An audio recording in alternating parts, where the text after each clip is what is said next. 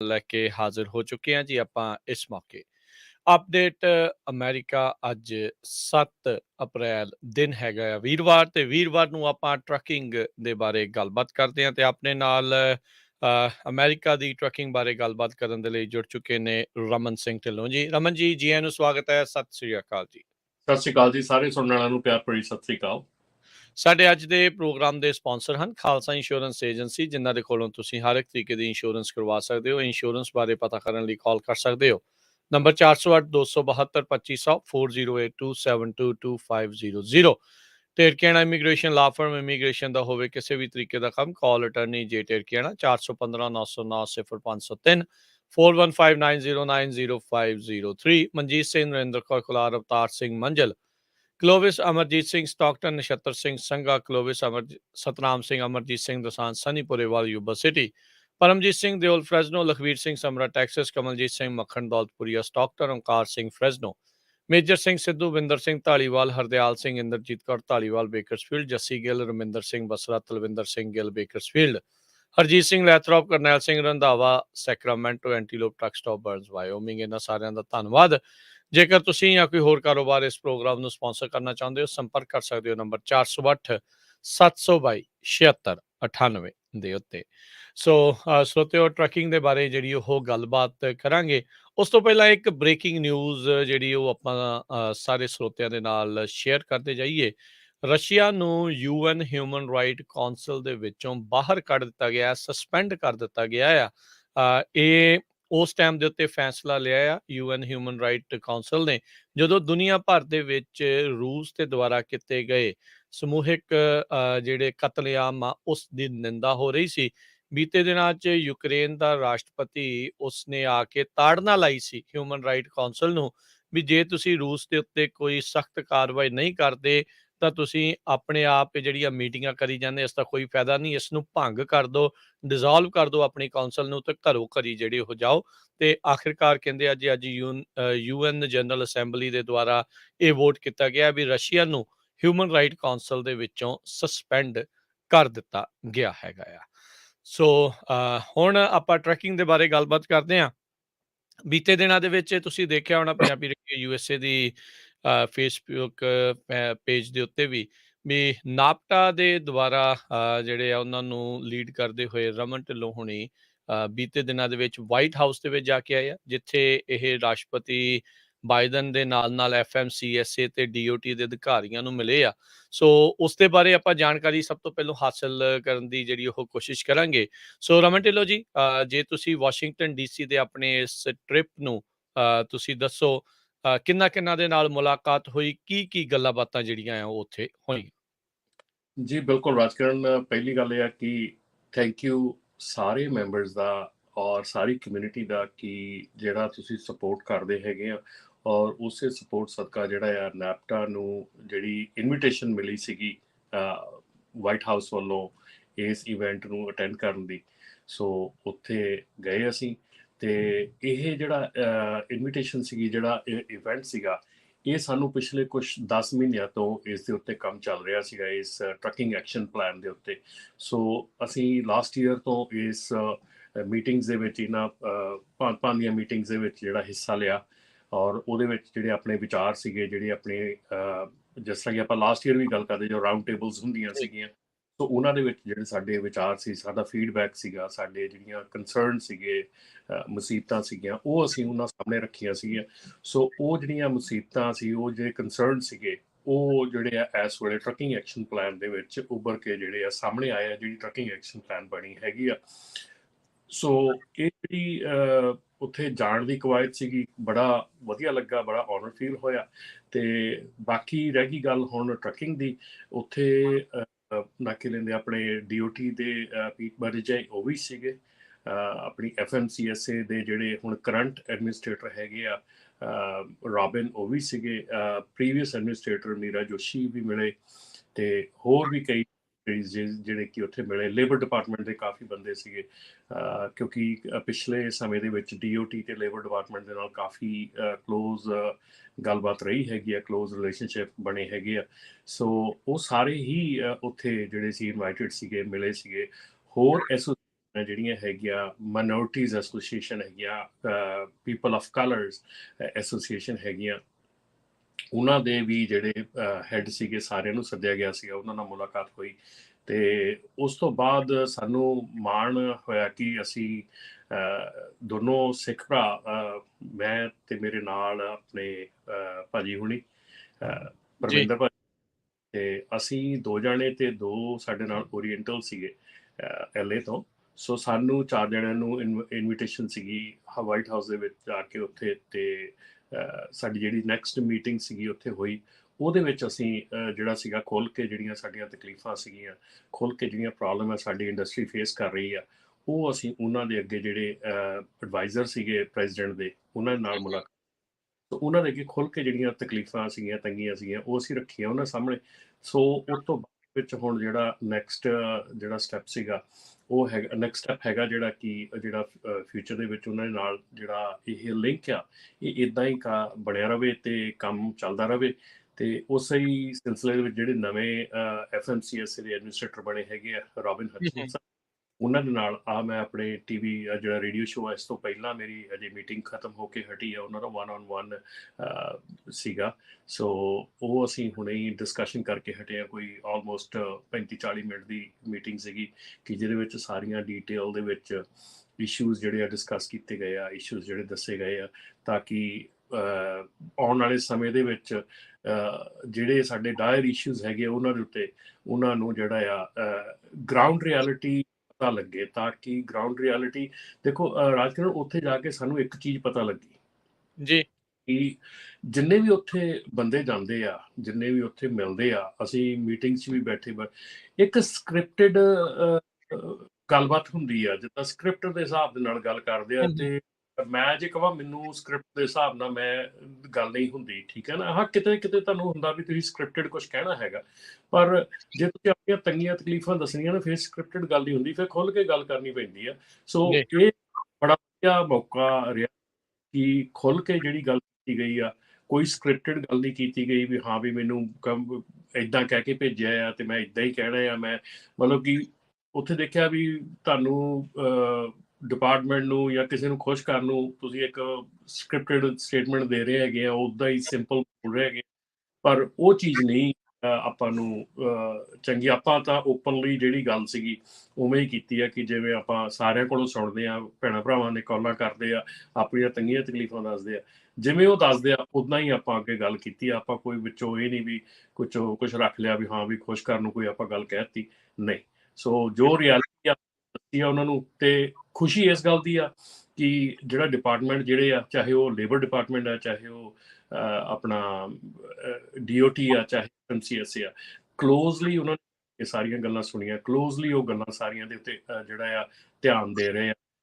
ਔਰ ਸਪੈਸ਼ਲੀ ਰਾਜਕਿਰਨ, ਇਹ ਵੀ ਗੱਲ ਦੱਸਾਂ ਕਿ ਉਦਣ ਮੀਟਿੰਗ ਦੇ ਵਿੱਚ ਜਿਹੜੀ ਆਪਣੀ ਰੇਡੀਓ ਤੇ ਵੀ ਆਪਾਂ ਕਿਹਾ ਸੀਗਾ ਕਿ ਜਦੋਂ ਕਿਤੇ ਮੌਕਾ ਮਿਲਿਆ ਤੇ ਆਪਣੇ ਜਿਹੜੇ ਇਸ ਵੇਲੇ ਜਿਨ੍ਹਾਂ ਦੇ ਲਾਇਸੈਂਸਿਸ ਆਪਣੇ ਵਰਕ ਪਰਮਿਟ ਵਾਲੇ, ਸੋ ਉਹ ਇਸ਼ੂ ਵੀ ਜਿਹੜਾ ਉਹਨਾਂ ਦੇ ਅੱਗੇ ਚੁੱਕਿਆ ਸੀਗਾ, ਉਹਨਾਂ ਨੂੰ ਧਿਆਨ 'ਚ ਲਿਆਂਦਾ ਸੀਗਾ ਕਿ ਸਾਡੇ ਕੋਲ 4000 ਡਰਾਈਵਰ ਜਿਹੜਾ ਇੱਦਾਂ ਬੈਠਾ ਹੈਗਾ, ਜਿਨ੍ਹਾਂ ਦੇ ਲਈ ਜੇ ਤੁਸੀਂ ਕੁਝ ਕਰ ਸਕਦੇ ਹੈਗੇ ਆ, ਜੇ ਉਹਨਾਂ ਦਾ ਵਰਕ ਪਰਮਿਟ ਦਾ ਜਿਹੜਾ ਆ ਉਹ ਥੋੜਾ ਮੂਵ ਫਾਰਵਰਡ ਜਲਦੀ ਹੋ ਸਕਦਾ, ਤੇ ਆਈ ਥਿੰਕ ਬੜੀ ਵੱਡੀ ਹੈਲਪ ਹੋਊਗੀ।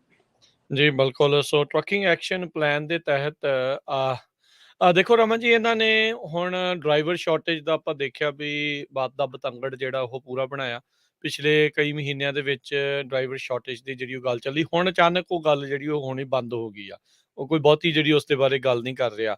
18 ਸਾਲ ਦੀ ਉਮਰ ਦੇ ਨਿਆਣਿਆਂ ਨੂੰ ਵੀ ਟਰੱਕ ਦੇ ਲਾਇਸੈਂਸ ਦੇਣ ਵੱਲ ਨੂੰ ਇਹਨਾਂ ਨੇ ਜਿਹੜਾ ਕਹਿ ਲਓ ਵੀ ਕਦਮ ਖਿੱਚੇ, ਉਧਰ ਨੂੰ ਤੋਰੇ ਹੈਗੇ ਆ। ਉਸ ਨੂੰ ਲੈ ਕੇ ਇਸ ਮੀਟਿੰਗ ਦੇ ਵਿੱਚ ਇਹਨਾਂ ਗੱਲਾਂ ਬਾਤਾਂ 'ਚ ਕੀ ਰਾਏ ਰਹੀ?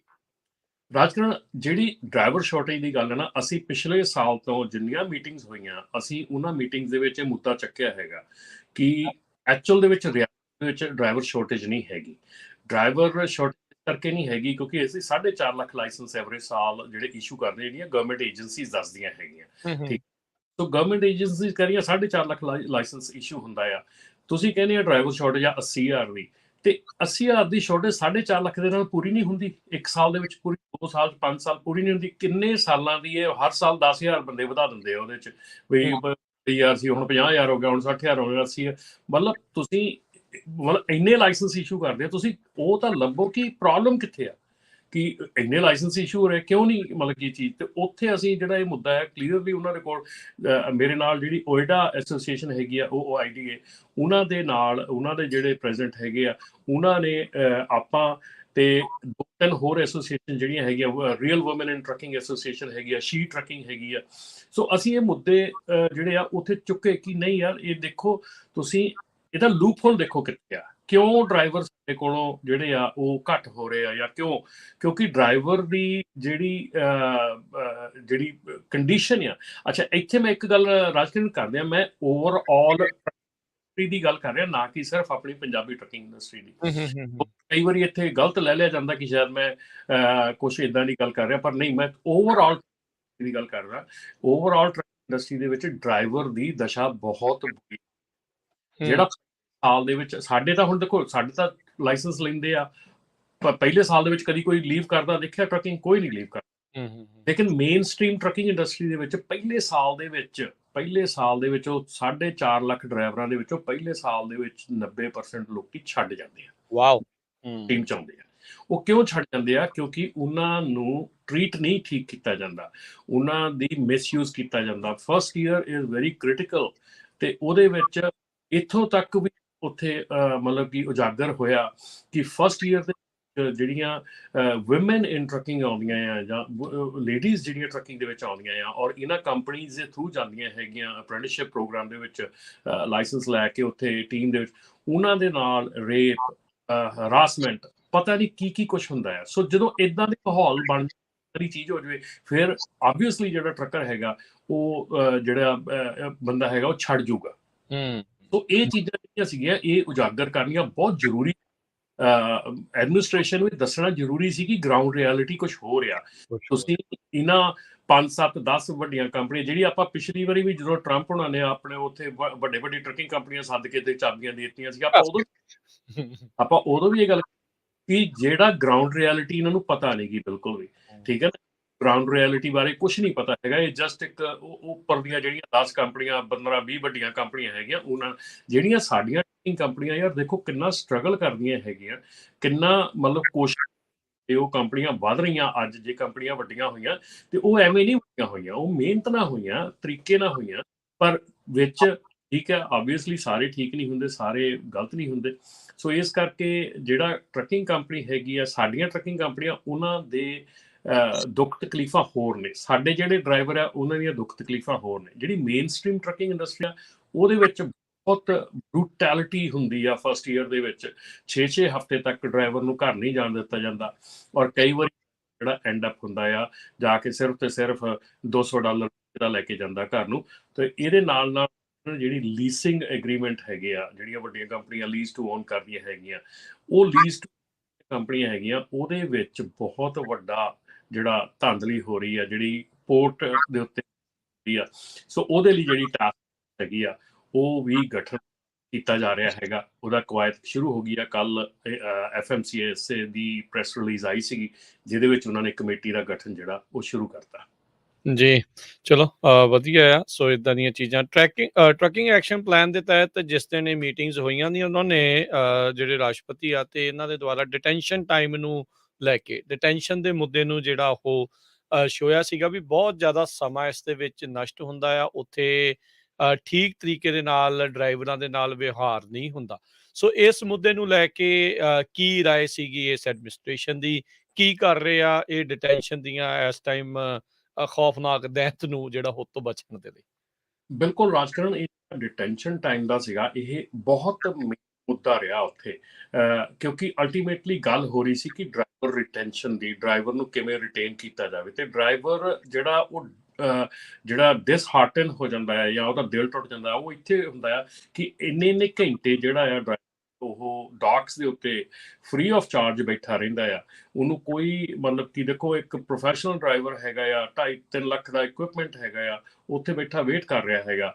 ਤੇ ਉਹ ਜਿਹੜਾ ਟਾਈਮ ਹੈਗਾ ਉਹ ਕਿਸੇ ਨਾ ਕਿਸੇ ਤਰੀਕੇ ਨਾਲ ਉਹਨੂੰ ਕੰਪਨਸੇਟ ਹੋਣਾ ਚਾਹੀਦਾ ਆ, ਠੀਕ ਹੈ ਨਾ। ਸੋ ਇਸ ਮੁੱਦੇ ਉੱਤੇ ਲਾਸਟ ਸਾਰਾ ਸਾਲ ਜਿਹੜੀ ਇਹ ਗੱਲ ਚੱਲੀ ਹੈ, ਮੇਰੇ ਖਿਆਲ ਟਾਪ ਪ੍ਰਾਇੋਰਟੀ ਰਹੀ ਹੈਗੀ ਆ ਡਿਟੈਂਸ਼ਨ ਟਾਈਮ ਦੀ, ਤੇ ਡਰਾਈਵਰ ਦੀ ਜਿਹੜੀ ਹੈਗੀ ਆ ਯਾਰਡਸ ਦੇ ਵਿੱਚ ਜਾਂ ਆਪਣੇ ਸੌਰੀ ਵੇਅਰ ਹਾਊਸਿਸ ਦੇ ਵਿੱਚ ਜਾਂ ਹੋਰ ਜਗ੍ਹਾ ਤੇ ਜਿਹੜਾ ਡਰਾਈਵਰਸ ਨੂੰ ਇਦਾਂ ਇਸ਼ੂ ਬਣਾਇਆ ਜਾਂਦਾ ਆ।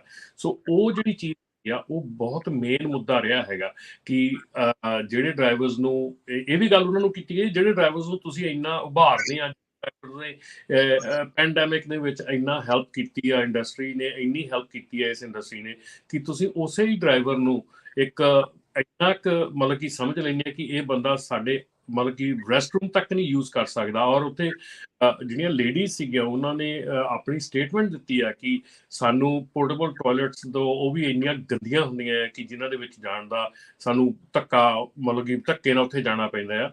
ਸੋ ਇਹ ਚੀਜ਼ਾਂ ਜਿਹੜੀਆਂ ਸੀਗੀਆਂ ਇਹ ਹਾਈਲਾਈਟ ਸੀਗੀਆਂ ਰਾਜਕਰਨ, ਨਹੀਂ ਤਾਂ ਅੱਜ ਤੱਕ ਮੇਰੇ ਖਿਆਲ ਮੈਂ ਕਿਸੇ ਪ੍ਰੈਜ਼ੀਡੈਂਟ ਨੂੰ ਇਹ ਗੱਲ ਕਰਦੇ ਜਾਂ ਕਹਿੰਦੇ ਨਹੀਂ ਸੀ ਸੁਣਿਆ, ਇਦਾਂ ਦੀ ਸਟੇਟਮੈਂਟ ਦਿੰਦੇ ਨਹੀਂ ਸੀ ਸੁਣਿਆ ਕਿ ਜਿੱਥੇ driver the paid time, driver the on duty ਦੇ ਵਿੱਚ ਅਨਪੇਡ ਟਾਈਮ ਜਿਹੜਾ ਆ ਉਹਦੇ ਬਾਰੇ ਡਿਸਕਸ਼ਨ ਚੱਲੀ ਹੋਵੇ ਜਾਂ ਉਹਦੇ ਬਾਰੇ ਗੱਲ ਕੀਤੀ ਗਈ ਹੋਵੇ। ਸੋ ਇਹ ਹਾਈਲਾਈਟਸ ਉਸ ਮੀਟਿੰਗ ਦੀ। ਔਰ ਜਦੋਂ ਸਾਡੇ ਬਾਅਦ ਦੇ ਵਿੱਚ ਮੀਟਿੰਗ ਹੋਈ ਆ, ਜਿਹੜੇ ਐਡਵਾਈਜ਼ਰਸ ਦੇ ਨਾਲ ਜਿਹੜੀ ਮੀਟਿੰਗ ਹੋਈ ਆ, ਉਹਦੇ ਵਿੱਚ ਵੀ ਅਸੀਂ ਮੇਨ ਮੁੱਦਾ ਹੈਗਾ ਉਹ ਇਹਦੇ ਉੱਤੇ ਕਾਫੀ ਜ਼ੋਰ ਦਿੱਤਾ, ਡਰਾਈਵਰ ਜਿਹੜੀ ਆਪਣੀ ਹੈਗੀ ਆ ਡਿਟੈਂਸ਼ਨ ਟਾਈਮ ਹੈਗਾ ਆ ਤੇ ਹੋਰ ਜਿਹੜੇ ਇਸ਼ੂ। ਜੀ, ਬਿਲਕੁਲ। ਸੋ ਸਰੋਤਿਓ ਤੁਸੀਂ ਵੀ ਕੋਈ ਟਰੈਕਿੰਗ ਬਾਰੇ ਸਵਾਲ ਗੱਲ ਕਰਨਾ ਚਾਹੁੰਦੇ ਹੋ ਤਾਂ ਤੁਸੀਂ ਵੀ ਕਾਲ ਕਰ ਸਕਦੇ ਹੋ। ਨੰਬਰ ਹੈ 408 272 5200 4082725200। ਇਸ ਨੰਬਰ ਦੇ ਉੱਤੇ ਕਾਲ ਕਰਕੇ ਜਿਹੜੇ ਜੀ ਤੁਸੀਂ ਆਪਣੇ ਸਵਾਲ ਆ ਉਹ ਪੁੱਛ ਸਕਦੇ ਹੈਗੇ ਆ। ਅੱਜ ਜਿਹੜੀ ਤੁਹਾਡੀ ਤੁਸੀਂ ਦੱਸਿਆ ਵੀ FMCSA ਦੇ ਜਿਨ੍ਹਾਂ ਨੂੰ ਹੁਣ ਲੀਡ ਕਰਨ ਦੇ ਲਈ ਨੋਮੀਨੇਟ ਕੀਤਾ ਗਿਆ ਆ ਬਾਈਡਨ ਹੋਣਾ ਦੇ ਦੁਆਰਾ, ਰੋਬਿਨ ਹਚਿਨਸਨ, ਉਹਨਾਂ ਦੇ ਨਾਲ ਜਿਹੜੀ ਉਹ ਗੱਲ ਹੋਈ। ਸੋ ਓਵਰਆਲ ਟਰੱਕਿੰਗ ਦੇ ਤੇ ਪੰਜਾਬੀ ਟਰੱਕਿੰਗ ਦੇ ਵਿੱਚ ਤੁਸੀਂ ਕਿਹੜੇ ਮੁੱਦਿਆਂ ਨੂੰ ਇਹਨਾਂ ਦੇ ਨਾਲ ਜਿਹੜਾ ਉਹ ਮੇਨ ਚੱਕਿਆ ਹੈਗਾ ਵੀ? ਇੱਕ ਤਾਂ ਤੁਸੀਂ ਦੱਸਿਆ ਵੀ ਜਿਹੜੇ ਲਾਇਸੈਂਸਿਸ ਨਹੀਂ ਆ ਰਹੇ ਹੈਗੇ, ਖਾਸ ਕਰਕੇ ਵਰਕ ਪਰਮਿਟ ਵਾਲੇ, ਉਹਨਾਂ ਦਾ ਮੁੱਦਾ ਚੁੱਕਿਆ। ਇਸ ਤੋਂ ਇਲਾਵਾ ਹੋਰ ਕਿਹੜੇ ਮੁੱਦਿਆਂ ਨੂੰ ਉੱਥੇ ਛੋਇਆ ਗਿਆ? ਜਿਹੜਾ ਇਹ ਦੇਖੋ, ਇੱਕ ਕਈ ਚੀਜ਼ਾਂ ਹੋਰ ਉੱਭਰ ਕੇ ਆਈਆਂ ਹੈਗੀਆਂ ਕਿ ਜਿਹੜੇ ਲਾਇਸੈਂਸਿਸ ਇਸ਼ੂ ਹੋ ਰਹੇ ਹੈਗੇ ਉਹਨਾਂ ਦਾ ਪ੍ਰੋਸੈਸ ਜਿਹੜਾ ਹੈਗਾ ਆ ਉਹਨੂੰ ਹੋਰ ਵਧਾਇਆ ਜਾਣਾ ਚਾਹੀਦਾ। ਔਰ ਜਿਹੜੇ ਲਾਇਸੈਂਸਿਸ ਹੈਗੇ ਆ ਉਹਦੇ ਵਿੱਚ ਐਟਲੀਸਟ 1 ਈਅਰ ਦੀ ਰਿਕੁਆਇਰਮੈਂਟ ਹੋਣੀ ਚਾਹੀਦੀ ਹੈ। ਇਹ ਪ੍ਰੀਟੀ ਮੱਚ ਹਰ ਇੱਕ ਐਸੋਸੀਏਸ਼ਨ ਨੇ ਇਹ ਗੱਲ ਚੁੱਕੀ ਹੈਗੀ ਆ ਕਿ ਜਿੱਥੇ ਗੱਲ ਕਹੀ ਹੈ ਕਿ ਯਾਰ ਡੈਫੀਨੇਟਲੀ ਜਿਹੜਾ ਲਾਇਸੈਂਸਿੰਗ ਪ੍ਰੋਸੈਸ ਹੈਗਾ ਉਹਨੂੰ ਹੋਰ ਕਾਰਗਰ ਕੀਤਾ ਜਾਣਾ ਚਾਹੀਦਾ। ਔਰ ਟਰੱਕਿੰਗ ਪਲਾਨ ਦੇ ਤਹਿਤ ਰਾਜਕਰਨ ਜਿਹੜੀਆਂ ਸਟੇਟ ਏਜੰਸੀਜ਼ ਆ, ਫੈਡਰਲ ਗਵਰਨਮੈਂਟ ਜਿਹੜੀ ਆ ਉਹ ਉਹਨਾਂ ਨੂੰ ਹੋਰ ਫੰਡਸ ਜਿਹੜੀ ਆ ਅਵੇਲੇਬਲ ਕਰਾਉਣ ਜਾ ਰਹੀ ਆ ਕਿ ਜਿਹਦੇ ਨਾਲ ਉਹ ਜਿਹੜੇ ਟਰੱਕ ਲਾਇਸੈਂਸਿਸ ਹੈਗੇ ਆ ਉਹਨਾਂ ਦੀਆਂ ਅਪਾਇੰਟਮੈਂਟਸ ਤੇ ਉਹਨਾਂ ਦੀ ਜਿਹੜੀ ਇਸ਼ੂਐਂਸ ਹੈਗੀ ਆ ਉਹਦੇ ਜਿਹੜੀ ਕੋਈ ਅੜਚਣ ਆ ਰਹੀ ਆ ਉਹਨੂੰ ਉਹ ਹਟਾ ਸਕਣ ਤਾਂ ਕਿ ਕੁਇਕਲੀ ਜਿਹੜੇ ਲਾਇਸੈਂਸਿਸ ਹੈਗੇ ਆ ਉਹ ਇਸ਼ੂ ਕੀਤੇ ਜਾ ਸਕਣ। ਸੋ ਇਹ ਵੀ ਜਿਹੜਾ ਸੀਗਾ ਮੁੱਦਾ ਸੀਗਾ ਕਿ ਜਿਹੜੀ ਇਸ ਵੇਲੇ ਲਾਇਸੈਂਸਿਸ ਲੇਟ ਹੋ ਰਹੇ ਆ, ਅਪਾਇੰਟਮੈਂਟਸ ਲੇਟ ਮਿਲ ਰਹੀਆਂ ਹੈਗੀਆਂ, ਸੋ ਉਹਨਾਂ ਨੂੰ ਜਿਹੜਾ ਆ ਉਹ ਮਤਲਬ ਕਿ ਉਹਨਾਂ ਨੂੰ ਕੁਇਕ ਕੀਤਾ ਜਾ ਸਕੇ। ਸਾਰੀਆਂ ਸਟੇਟ ਏਜੰਸੀਜ਼ ਦੇ ਜਿਹੜੀਆਂ ਲਾਇਸੈਂਸਿਸ ਇਸ਼ੂ ਕਰਦੀਆਂ ਉਹਨਾਂ ਦੇ ਮੁਤਾਬਕ ਉਹਨਾਂ ਨੂੰ ਫੰਡਸ ਵੀ ਜਿਹੜੇ ਆ ਇਹਦੇ ਵਿੱਚ ਦਿੱਤੇ ਗਏ ਆ।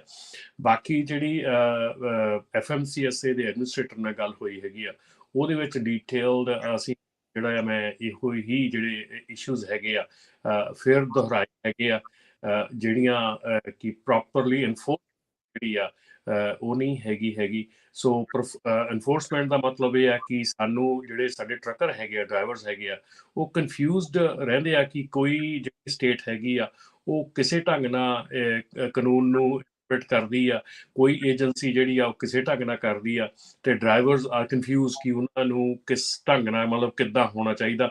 ਜਿਹੜਾ ਰੂਲ ਐਂਡ ਰੈਗੂਲੇਸ਼ਨ ਜਿਹੜੇ ਸਾਡੇ ਲਿਖੇ ਗਏ ਆ ਜਾਂ ਜਿਹੜੀਆਂ ਚੀਜ਼ਾਂ ਹੋ ਗਈਆਂ ਉਹਨਾਂ ਦੇ ਉੱਤੇ ਪ੍ਰੋਪਰ ਇਨਫੋਰਸਮੈਂਟ ਨਹੀਂ ਹੈਗੀ ਔਰ ਪ੍ਰੋਪਰ ਉਹਨਾਂ ਦੇ ਉੱਤੇ ਤਰੀਕੇ ਦੇ ਨਾਲ ਉਹਨਾਂ ਨੂੰ ਇਨਫੋਰਸ ਨਹੀਂ ਕੀਤਾ ਜਾ ਰਿਹਾ। ਸੋ ਜਾਂ ਜਿਹੜੀਆਂ ਸਟੇਟ ਏਜੰਸੀਜ਼ ਆ ਉਹ ਸਾਰੀਆਂ ਅਲਾਈਨਡ ਹੋਣੀਆਂ ਚਾਹੀਦੀਆਂ, ਸੇਮ ਪੇਜ ਤੇ ਹੋਣੀਆਂ ਚਾਹੀਦੀਆਂ। ਜਦੋਂ ਕੋਈ ਇੰਟਰਸਟੇਟ ਕਾਮਰਸ ਹੈਗਾ ਉਹਦੇ ਵਿੱਚ ਜਿਹੜਾ ਟਰੱਕ ਜਾਂਦਾ ਹੈਗਾ ਉਹ ਵੱਖਰੀਆਂ ਸਟੇਟਸ ਤੋਂ ਲੰਘਦਾ, ਔਰ ਬਹੁਤ ਸਟੇਟਸ ਇਹ ਇਸ਼ੂ ਆਉਂਦਾ ਕਿ ਕੁਛ ਕਹਿ ਰਿਹਾ, ਕੋਈ ਕੁਛ ਕਹਿ ਰਿਹਾ। ਸੋ ਇਸ ਨੂੰ ਵੀ ਠੀਕ ਕੀਤਾ ਜਾਣਾ ਚਾਹੀਦਾ। ਬਾਕੀ ਜਿਹੜੀਆਂ ਨਾਰਮਲ ਗੱਲਾਂ ਹੈ, ਵੇਟ ਟਾਈਮ ਹੈਗਾ ਆ, ਜਾਂ ਕਹਿ ਲਓ ਕਿ ਜਿਹੜਾ ਸਾਡਾ ਕੰਪਲੇਂਟ ਸਿਸਟਮ ਹੈਗਾ ਆ, ਉਹਦੇ ਬਾਰੇ 'ਚ ਵੀ ਗੱਲ ਹੋਈ ਆ ਕਿ ਕੰਪਲੇਂਟ ਸਿਸਟਮ ਜਿਹੜਾ ਆ ਉਹ ਬੜਾ ਟੀਡੀਅਸ ਹੈਗਾ, ਬਹੁਤ ਔਖਾ ਹੈਗਾ। ਐਂਡ ਈਵਨ ਇੱਥੋਂ ਵੀ ਗੱਲ ਸੀ ਕਿ ਜਿਹੜਾ ਸਾਡਾ ਕਾਮੈਂਟ ਪੀਰੀਅਡ ਹੁੰਦਾ ਹੈ, ਜਦੋਂ ਅਸੀਂ ਕਾਮੈਂਟਸ ਵਗੈਰਾ ਕਰਦੇ ਹਾਂ, ਤੇ ਉਹ ਕਾਮੈਂਟ ਥੋੜ੍ਹੇ ਜਿਹੇ ਈਜ਼ੀ ਬਣਾਏ ਜਾਣੇ ਚਾਹੀਦੇ ਆ, ਉੱਤੇ ਜਿਹੜਾ ਕਿ ਆਮ ਪਬਲਿਕ ਜਿਹੜੀ ਆ ਉਹ ਕਾਮੈਂਟਸ ਜਾ ਕੇ ਕਰ ਸਕੇ। ਜੀ, ਬਿਲਕੁਲ। ਸੋ ਸਰੋਤਿਓ, ਕਾਲ ਕਰਨ ਦੇ ਲਈ ਨੰਬਰ ਹੈ 408 272 5200 408 272 5200 ਦੇ ਉੱਤੇ ਤੁਸੀਂ ਕਾਲ ਕਰਕੇ ਆਪਣੇ ਟਰੱਕਿੰਗ ਬਾਰੇ ਸਵਾਲ ਪੁੱਛ ਸਕਦੇ ਆ। ਆਪਣੇ ਨਾਲ ਜੁੜੇ ਨੇ ਰਮਨਜੀਤ ਜਸਵਿੰਦਰ ਜੀ। ਸਤਿ ਸ਼੍ਰੀ ਅਕਾਲ ਜੀ। ਸਤਿ ਸ਼੍ਰੀ ਅਕਾਲ ਜੀ, ਮੈਂ ਫ੍ਰਿਜ਼ਨੋ ਤੋਂ ਬੋਲਦਾ ਜੀ। ਜੀ, ਦੋਨੇ ਭਰਾਵਾਂ ਨੂੰ ਸਤਿ ਸ਼੍ਰੀ ਅਕਾਲ ਜੀ। ਸਤਿ ਸ਼੍ਰੀ ਅਕਾਲ। ਸਰ, ਮੇਰਾ ਇੱਕ ਕੁਐਸਚਨ ਹੈ ਜੀ, ਮਤਲਬ ਜਿਵੇਂ ਅਸੀਂ ਕੰਮ ਕਰਦੇ ਹਾਂ, ਕੰਪਨੀਆਂ 'ਚ ਕੰਮ ਕਰਦੇ ਹਾਂ, ਅਸੀਂ ਕੰਮ ਛੱਡ ਵੀ ਦਿੰਦੇ ਹਾਂ, ਤਾਂ ਜਿਵੇਂ ਉਹ ਸਾਡੀਆਂ ELDਆਂ ਯੂਜ਼ ਕਰੀ ਜਾਂਦੇ ਆ ਕੰਪਨੀ ਵਾਲੇ, ਤੇ ਉਹਦੇ ਤੇ ਜੇ ਕੁਛ ਏਦਾਂ ਨਹੀਂ ਹੋ ਸਕਦਾ ਵੀ ਯੂਨੀਕ ID ਬਣ ਜਾਵੇ, ਜਿਹੜੀ ਇੱਕ ਹਰੇਕ ਡਰਾਈਵਰ ਦੀ ਇੱਕ ਹੀ ਹੋਵੇ, ਉਹ ਭਾਵੇਂ ਕੰਪਨੀ ਛੱਡ ਵੀ ਜਾਵੇ ਤਾਂ ਉਹਦੀ ਕੋਈ ELD ਨਾ ਯੂਜ਼ ਕਰ ਸਕੇ।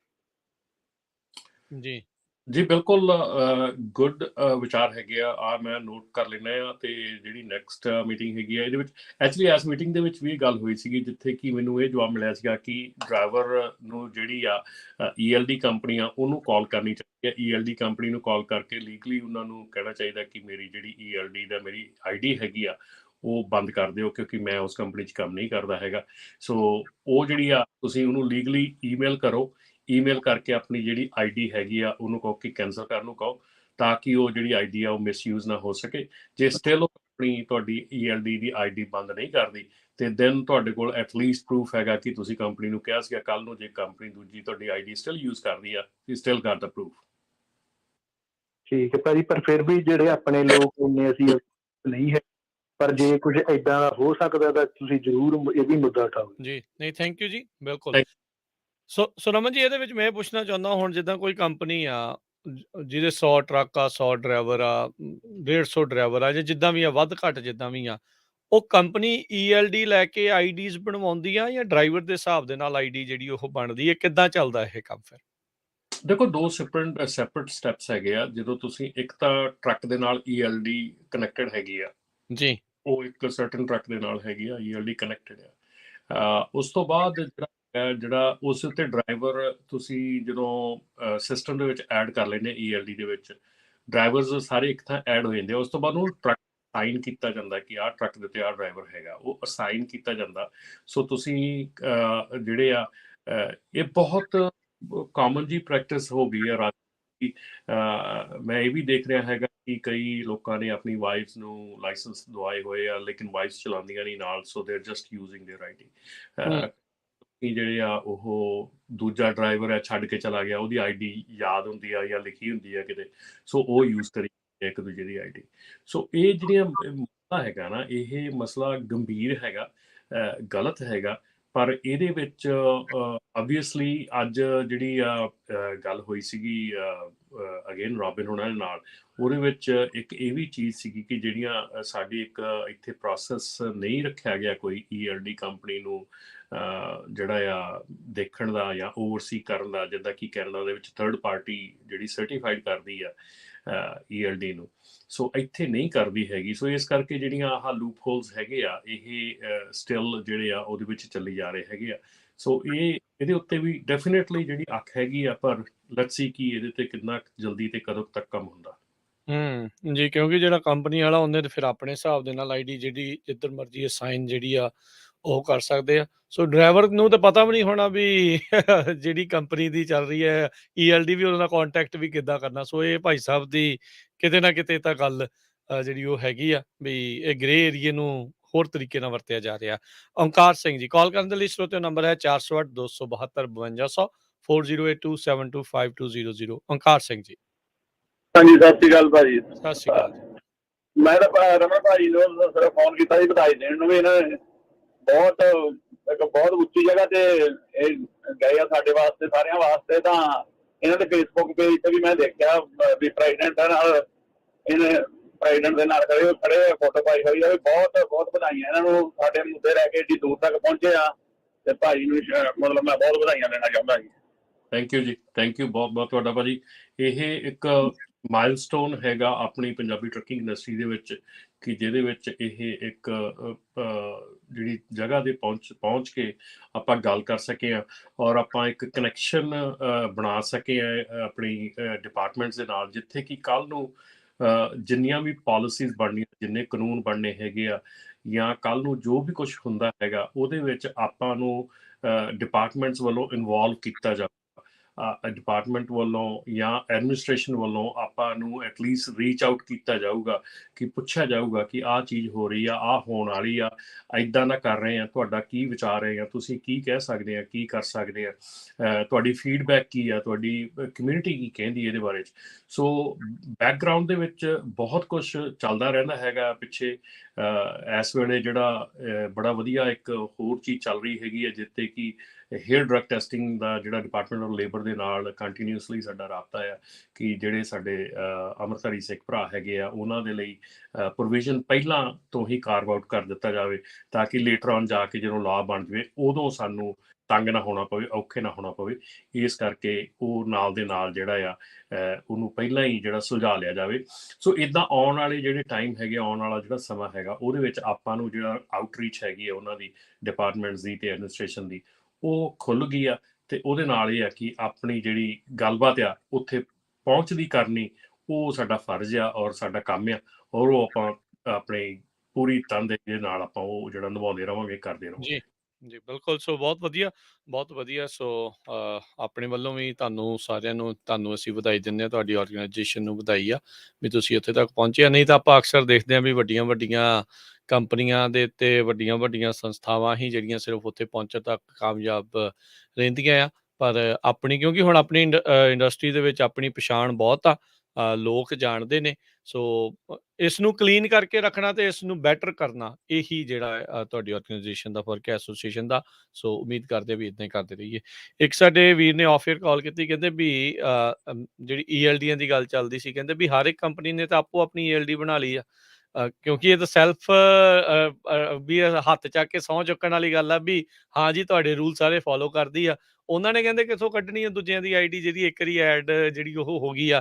ਸੋ ਆਈ ਥਿੰਕ ਇਹ ਮੁੱਦਾ ਜ਼ਰੂਰੀ ਚਾਹੀਦਾ ਵੀ FMCSA ਨੂੰ ਇਸ ਦੀ ਜਿਹੜੀ ਟੈਸਟਿੰਗ ਆ, ਇਸ ਦਾ ਜਿਹੜਾ ਮਾਰਕਾ ਆ ਉਹ ਆਪਣੇ ਹੱਥ ਦੇ ਵਿੱਚ ਲੈਣਾ ਚਾਹੀਦਾ ਆ ਵੀ ਕਿਹੜੀ ਠੀਕ ਆ, ਕਿਹੜੀ ਗਲਤ ਆ। ਕੱਲ ਨੂੰ ਮੈਂ ਵੀ ਇੱਕ ਟਰੱਕ ਵਾਲਾ ਉਹ ਵੀ ਆਪਣੀ ELD ਬਣਾ ਲੂ ਤੇ ਕੱਲ ਨੂੰ 4 ਵਾਲਾ ਤੇ 100 ਵਾਲਾ ਵੀ ਉਹ ਵੀ ਆਪੋ ਆਪਣੀ ਜਿਹੜੀ ELD ਬਣਾ ਕੇ ਚਲਾਈ ਜਾ ਰਿਹਾ ਹੈਗਾ। ਆਈ ਥਿੰਕ ਇਹ ਜਿਹੜਾ ਇੱਕ ਲੂਪ ਹੋਲ ਆ ਉਹ ਬਹੁਤ ਭੈੜੇ ਤਰੀਕੇ ਦੇ ਨਾਲ ਵਰਤਿਆ ਜਾ ਰਿਹਾ ਹੋਵੇਗਾ ਜੀ।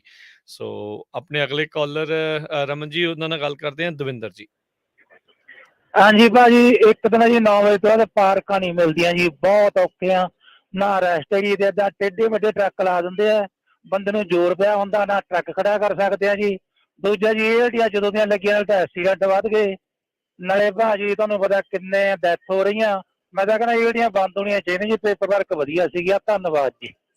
ਜੀ ਇਹ ਹੋਣਾ ਨਹੀਂ ਆ ਵੈਸੇ, ਹੁਣ ਚਲੋ ਤੁਸੀਂ ਕਹਿ ਤਾਂ ਲਓ, ਪਰ ਇਹ ਆ ਵੀ ELDਆਂ ਜਾਣੀਆਂ ਨਹੀਂ। ਇਹਦੇ ਵਿੱਚ ਇਹ ਆ ਵੀ ਇਹਦੇ ਵਿੱਚ ਚੇਂਜਸ ਕਰਕੇ ਇਹਨੂੰ ਬੈਟਰ ਕਰਨ ਦੀ ਜ਼ਰੂਰ ਕੋਸ਼ਿਸ਼ ਕਰ ਸਕਦੇ ਆ।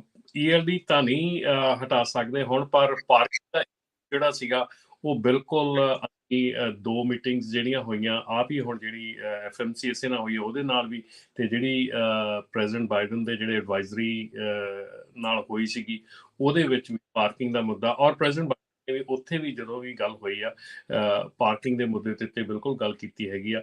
ਔਰ ਅਸੀਂ ਸੁਜੈਸ਼ਨਸ ਜਿਹੜੀਆਂ ਹੈਗੀਆਂ ਉਹ ਜਿਹੜੀਆਂ ਦੂਜੇ ਸਾਡੇ ਯੂਨਾਈਟਿਡ ਟਰੱਕਰ ਗਰੁੱਪ ਹੈਗਾ, ਉਹ ਵੀ ਕਾਫੀ ਵੱਡਾ ਗਰੁੱਪ ਹੈਗਾ, ਉਹਦੇ ਵਿੱਚੋਂ ਵੀ ਅਸੀਂ ਜਿਹੜੀਆਂ ਸੁਜੈਸ਼ਨਸ ਹੈਗੀਆਂ ਕਿ ਪਾਰਕਿੰਗ ਦਾ ਮੁੱਦਾ ਤੇ ਹੈਗਾ ਪਰ ਸੁਜੈਸ਼ਨਸ ਦਿਓ ਇਹਨੂੰ ਕਿੱਦਾਂ ਇਹਨੂੰ ਹੱਲ ਕੀਤਾ ਜਾ ਸਕਦਾ, ਕਿੱਦਾਂ ਇਹਨੂੰ, ਕਿਉਂਕਿ ਟਰੱਕ ਸਟਾਪ ਜਿਹੜੇ ਆ ਉਹ ਪ੍ਰਾਈਵੇਟ ਹੈਗੇ ਆ, ਰੈਸਟ ਏਰੀਆਜ਼ ਜਿਹੜੇ ਹੈਗੇ ਆ ਉਹ ਟਾਈਮ ਲੱਗਦਾ ਹੈਗਾ ਬਣਾਉਣ ਨੂੰ, ਕਰਨ ਨੂੰ। ਤੇ ਫਿਰ ਜਿਹੜੀ ਆ ਗੱਲ ਉਹਨਾਂ ਦੇ ਨਾਲ ਚੁੱਕੀ ਗਈ ਕਿ ਸਰਟਨ ਸਿਟੀਜ਼ ਹੈਗੇ ਆ ਜਿਹੜੇ ਕਿ ਰਿਸਟ੍ਰਿਕਟ ਕਰਦੇ ਹੈਗੇ ਆ ਕਿ ਪਾਰਕਿੰਗ ਨਹੀਂ ਕਰਨ ਦੇਣੀ ਕਿਸੇ ਵੀ ਟਰੱਕ ਨੂੰ। ਸੋ ਉਹ ਵੀ ਜਿਹੜੀ ਚੀਜ਼ਾਂ ਹੈਗੀਆਂ ਉਹਨਾਂ ਦੇ ਉੱਤੇ ਗੌਰ ਕੀਤਾ ਜਾਣਾ ਚਾਹੀਦਾ। ਜਿਹੜੀਆਂ ਜਿੱਦਾਂ ਆਪਾਂ ਰਾਜਕਰਨ ਆਪਣੇ ਇੰਡੀਆ ਦੇ ਵਿੱਚ ਪਿੰਡਾਂ ਦੇ ਵਿੱਚ ਸ਼ਾਮਲਾਟ ਹੁੰਦੀ ਸੀਗੀ, ਇੱਦਾਂ ਦੀਆਂ ਜਗ੍ਹਾ ਤਾਂ ਇੱਥੇ ਵੀ ਸ਼ਹਿਰਾਂ ਦੀਆਂ ਜ਼ਮੀਨਾਂ ਜਿਹੜੀਆਂ ਆਸੇ-ਪਾਸੇ ਪਈਆਂ ਹੈਗੀਆਂ ਆ, ਜਿਹੜੀਆਂ ਕਿ ਆਲਰੇਡੀ ਐਗਜ਼ਿਸਟਿੰਗ ਹੈਗੀਆਂ। ਸੋ ਉਹ ਅਸੀਂ ਸਲਾਹ ਦਿੱਤੀ ਸੀ ਕਿ ਜਿਹੜੀਆਂ ਉੱਦਾਂ ਦੀਆਂ ਪਲੇਸਿਸ ਹੈਗੀਆਂ, ਉੱਦਾਂ ਦੀਆਂ ਜਗ੍ਹਾਵਾਂ ਹੈਗੀਆਂ, ਜਿੱਥੇ ਕਿ ਉਹਨੂੰ ਇੱਕ ਸਿਰਫ ਫਲੈਟ ਕਰਕੇ ਤੇ ਉਹਨੂੰ ਥੋੜ੍ਹੇ ਰੈਸਟ ਰੂਮ ਬਣਾ ਕੇ ਤੇ ਇੱਦਾਂ ਦੀ ਚੀਜ਼ ਲਈ ਯੂਜ਼ ਕੀਤਾ ਜਾ ਸਕਦਾ।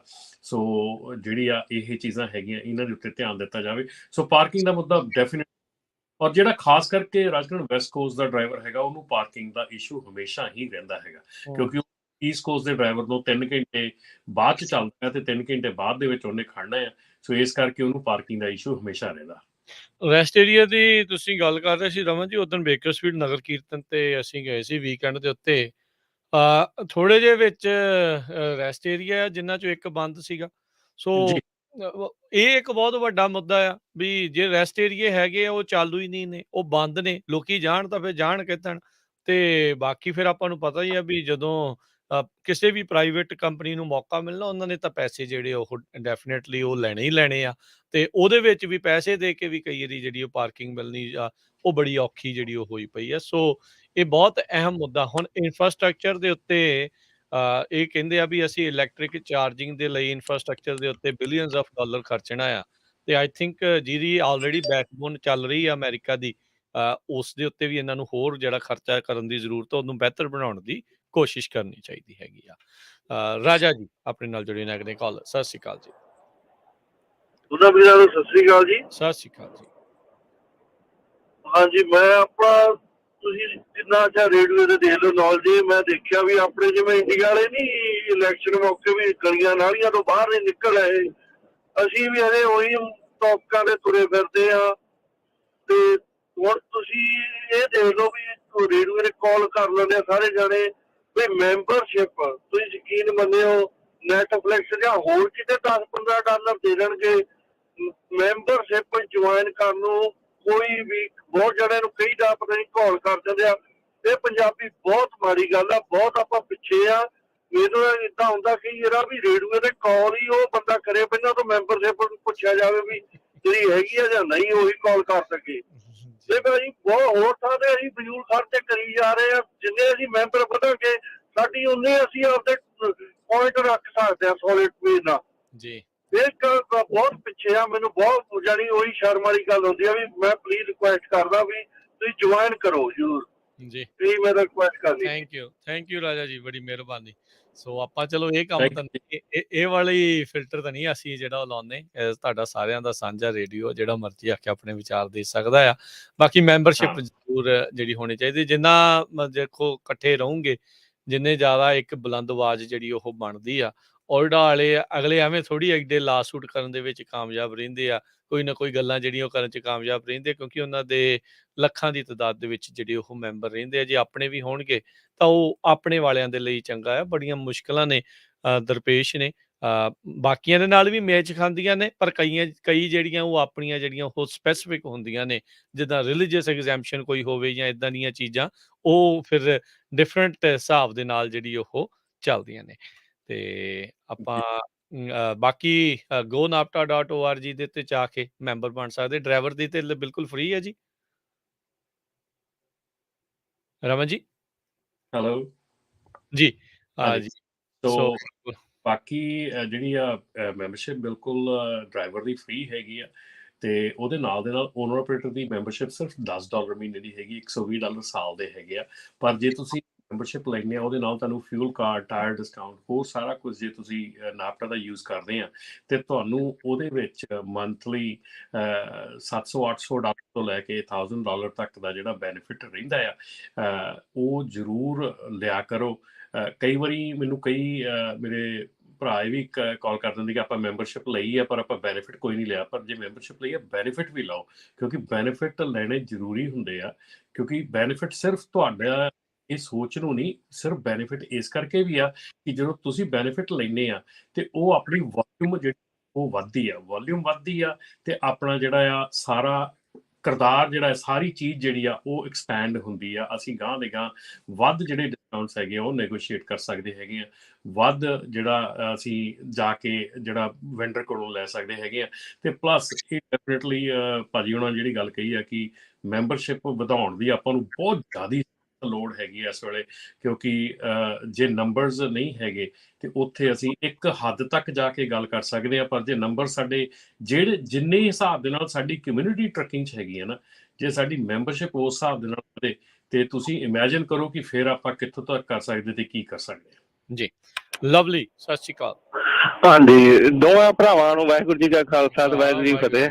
ਜੀ ਹਾਂਜੀ ਭਾਜੀ, ਮੈਂ 3 ਕੁ ਗੱਲਾਂ ਨੇ ਨਿੱਕੀਆਂ ਕਰਨੀਆਂ ਨੇ, ਫਟਾਫਟ ਕਰ ਦਿੰਦਾ। ਜੀ ਪਹਿਲੀ ਤੇ ਗੱਲ ਇਹ ਭਾਜੀ ਵੀ ਆ ਨਾਪਟਾ ਦੀ ਜਿਹੜੀ ਮੈਂਬਰਸ਼ਿਪ ਜਦ ਮੈਂ ਲਈ ਸੀ, ਲਗਭਗ ਮੈਨੂੰ 3 ਸਾਲ ਹੋ ਚੱਲੇ ਨੇ, ਤੇ ਮੈਂਬਰਸ਼ਿਪ ਲੈਣ ਤੋਂ ਬਾਅਦ ਮੈਂ 10 ਕੁ ਬੰਦੇ ਉਹ ਨੇ ਜਿਨ੍ਹਾਂ ਨੂੰ ਪਤਾ ਨਹੀਂ ਸੀ ਇਸ ਬਾਰੇ, ਵੀ ਮਿੰਟੋ ਮਿੰਟ ਜੁਆਇਨ ਕਰਾਤਾ ਸੀ, ਇਕੱਲਾ ਫਿਊਲ ਕਾਰਡ ਦਾ ਹੀ ਦੱਸ ਕੇ, ਕਿਉਂਕਿ ਇਹਦੇ 'ਚ ਸਾਡੀ ਵੀ ਕਮੀ ਹੈ। ਸਾਡਾ ਫਰਜ਼ ਬਣਦਾ ਜੇ ਤੁਹਾਨੂੰ ਕੋਈ ਬੈਨੀਫਿਟ ਮਿਲਦਾ ਤੇ ਆਪਣੇ ਫਰੈਂਡਾਂ ਨੂੰ ਦੱਸੋ, ਔਰ ਉਹ ਬੰਦੇ ਯੂਜ਼ ਕਰ ਰਹੇ ਨੇ ਫਿਊਲ ਕਾਰਡ ਵੀ ਔਰ ਮੈਂਬਰਸ਼ਿਪ ਵੀ ਰੱਖੀ ਹੈ।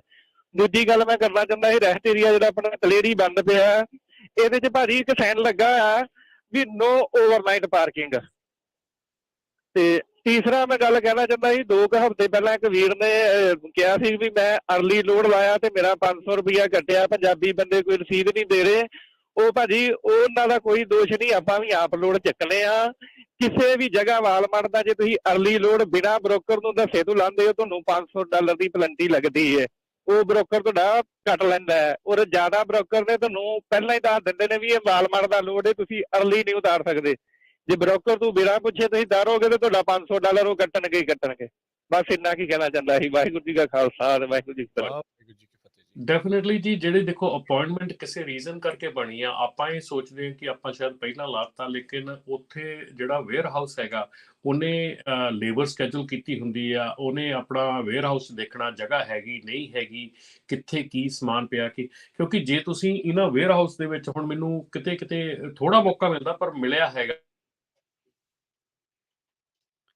ਜੀ ਆਵਾਜ਼ ਰੁਕ ਗਈ ਸੀ ਤੁਹਾਡੀ ਰਮਨ ਜੀ।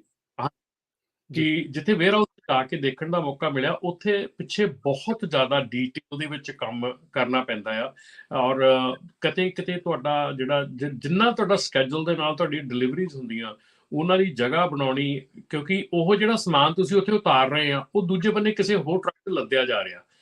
ਜਿਹੜਾ ਪ੍ਰੋਡਿਊਸ ਹੈਗਾ ਉਹਨੂੰ ਬੜੇ ਪ੍ਰੋਪਰ ਢੰਗ ਦੇ ਨਾਲ, ਇਹ ਜਿਹੜੀ ਸਪਲਾਈ ਚੇਨ ਹੈਗੀ ਆ ਪ੍ਰੋਡਿਊਸ ਦੀ, ਬੜੀ ਅਮੇਜ਼ਿੰਗਲੀ ਹੈਗੀ ਆ ਕਿ ਤੁਸੀਂ ਇਹਨੂੰ ਦੇਖੋ ਤਾਂ, ਜੇ ਤੇ ਬੈਕ ਦੇਖੋ ਤਾਂ ਬਹੁਤ ਇੰਟਰਸਟਿੰਗ ਹੈ ਕਿ ਕਿਸ ਤਰ੍ਹਾਂ ਜਿਹੜੀ ਸਟ੍ਰਾਬੇਰੀ ਆ ਉਹ ਇੱਕ ਟੁੱਟਦੀ ਆ ਤੇ ਉੱਥੋਂ ਚੱਲਦੀ ਆ, ਤੇ ਕਿੱਦਾਂ ਉਹ ਟਰੱਕ 'ਚ ਟਿੱਕੇ, ਜੇ ਟਰੱਕ ਅੱਗੇ ਪਿੱਛੇ ਹੁੰਦਾ ਤੇ ਅੱਗੇ ਜਿੱਥੇ ਉਹਨੇ ਸਟੋਰ ਤੇ ਪਹੁੰਚਣਾ ਆ ਉੱਥੇ ਤੱਕ ਕਿੰਨਾ ਅਸਰ ਪੈਂਦਾ ਇੱਕ ਟਰੱਕ ਲੇਟ ਹੋਏ ਦਾ ਇੱਕ ਦਿਨ ਦਾ।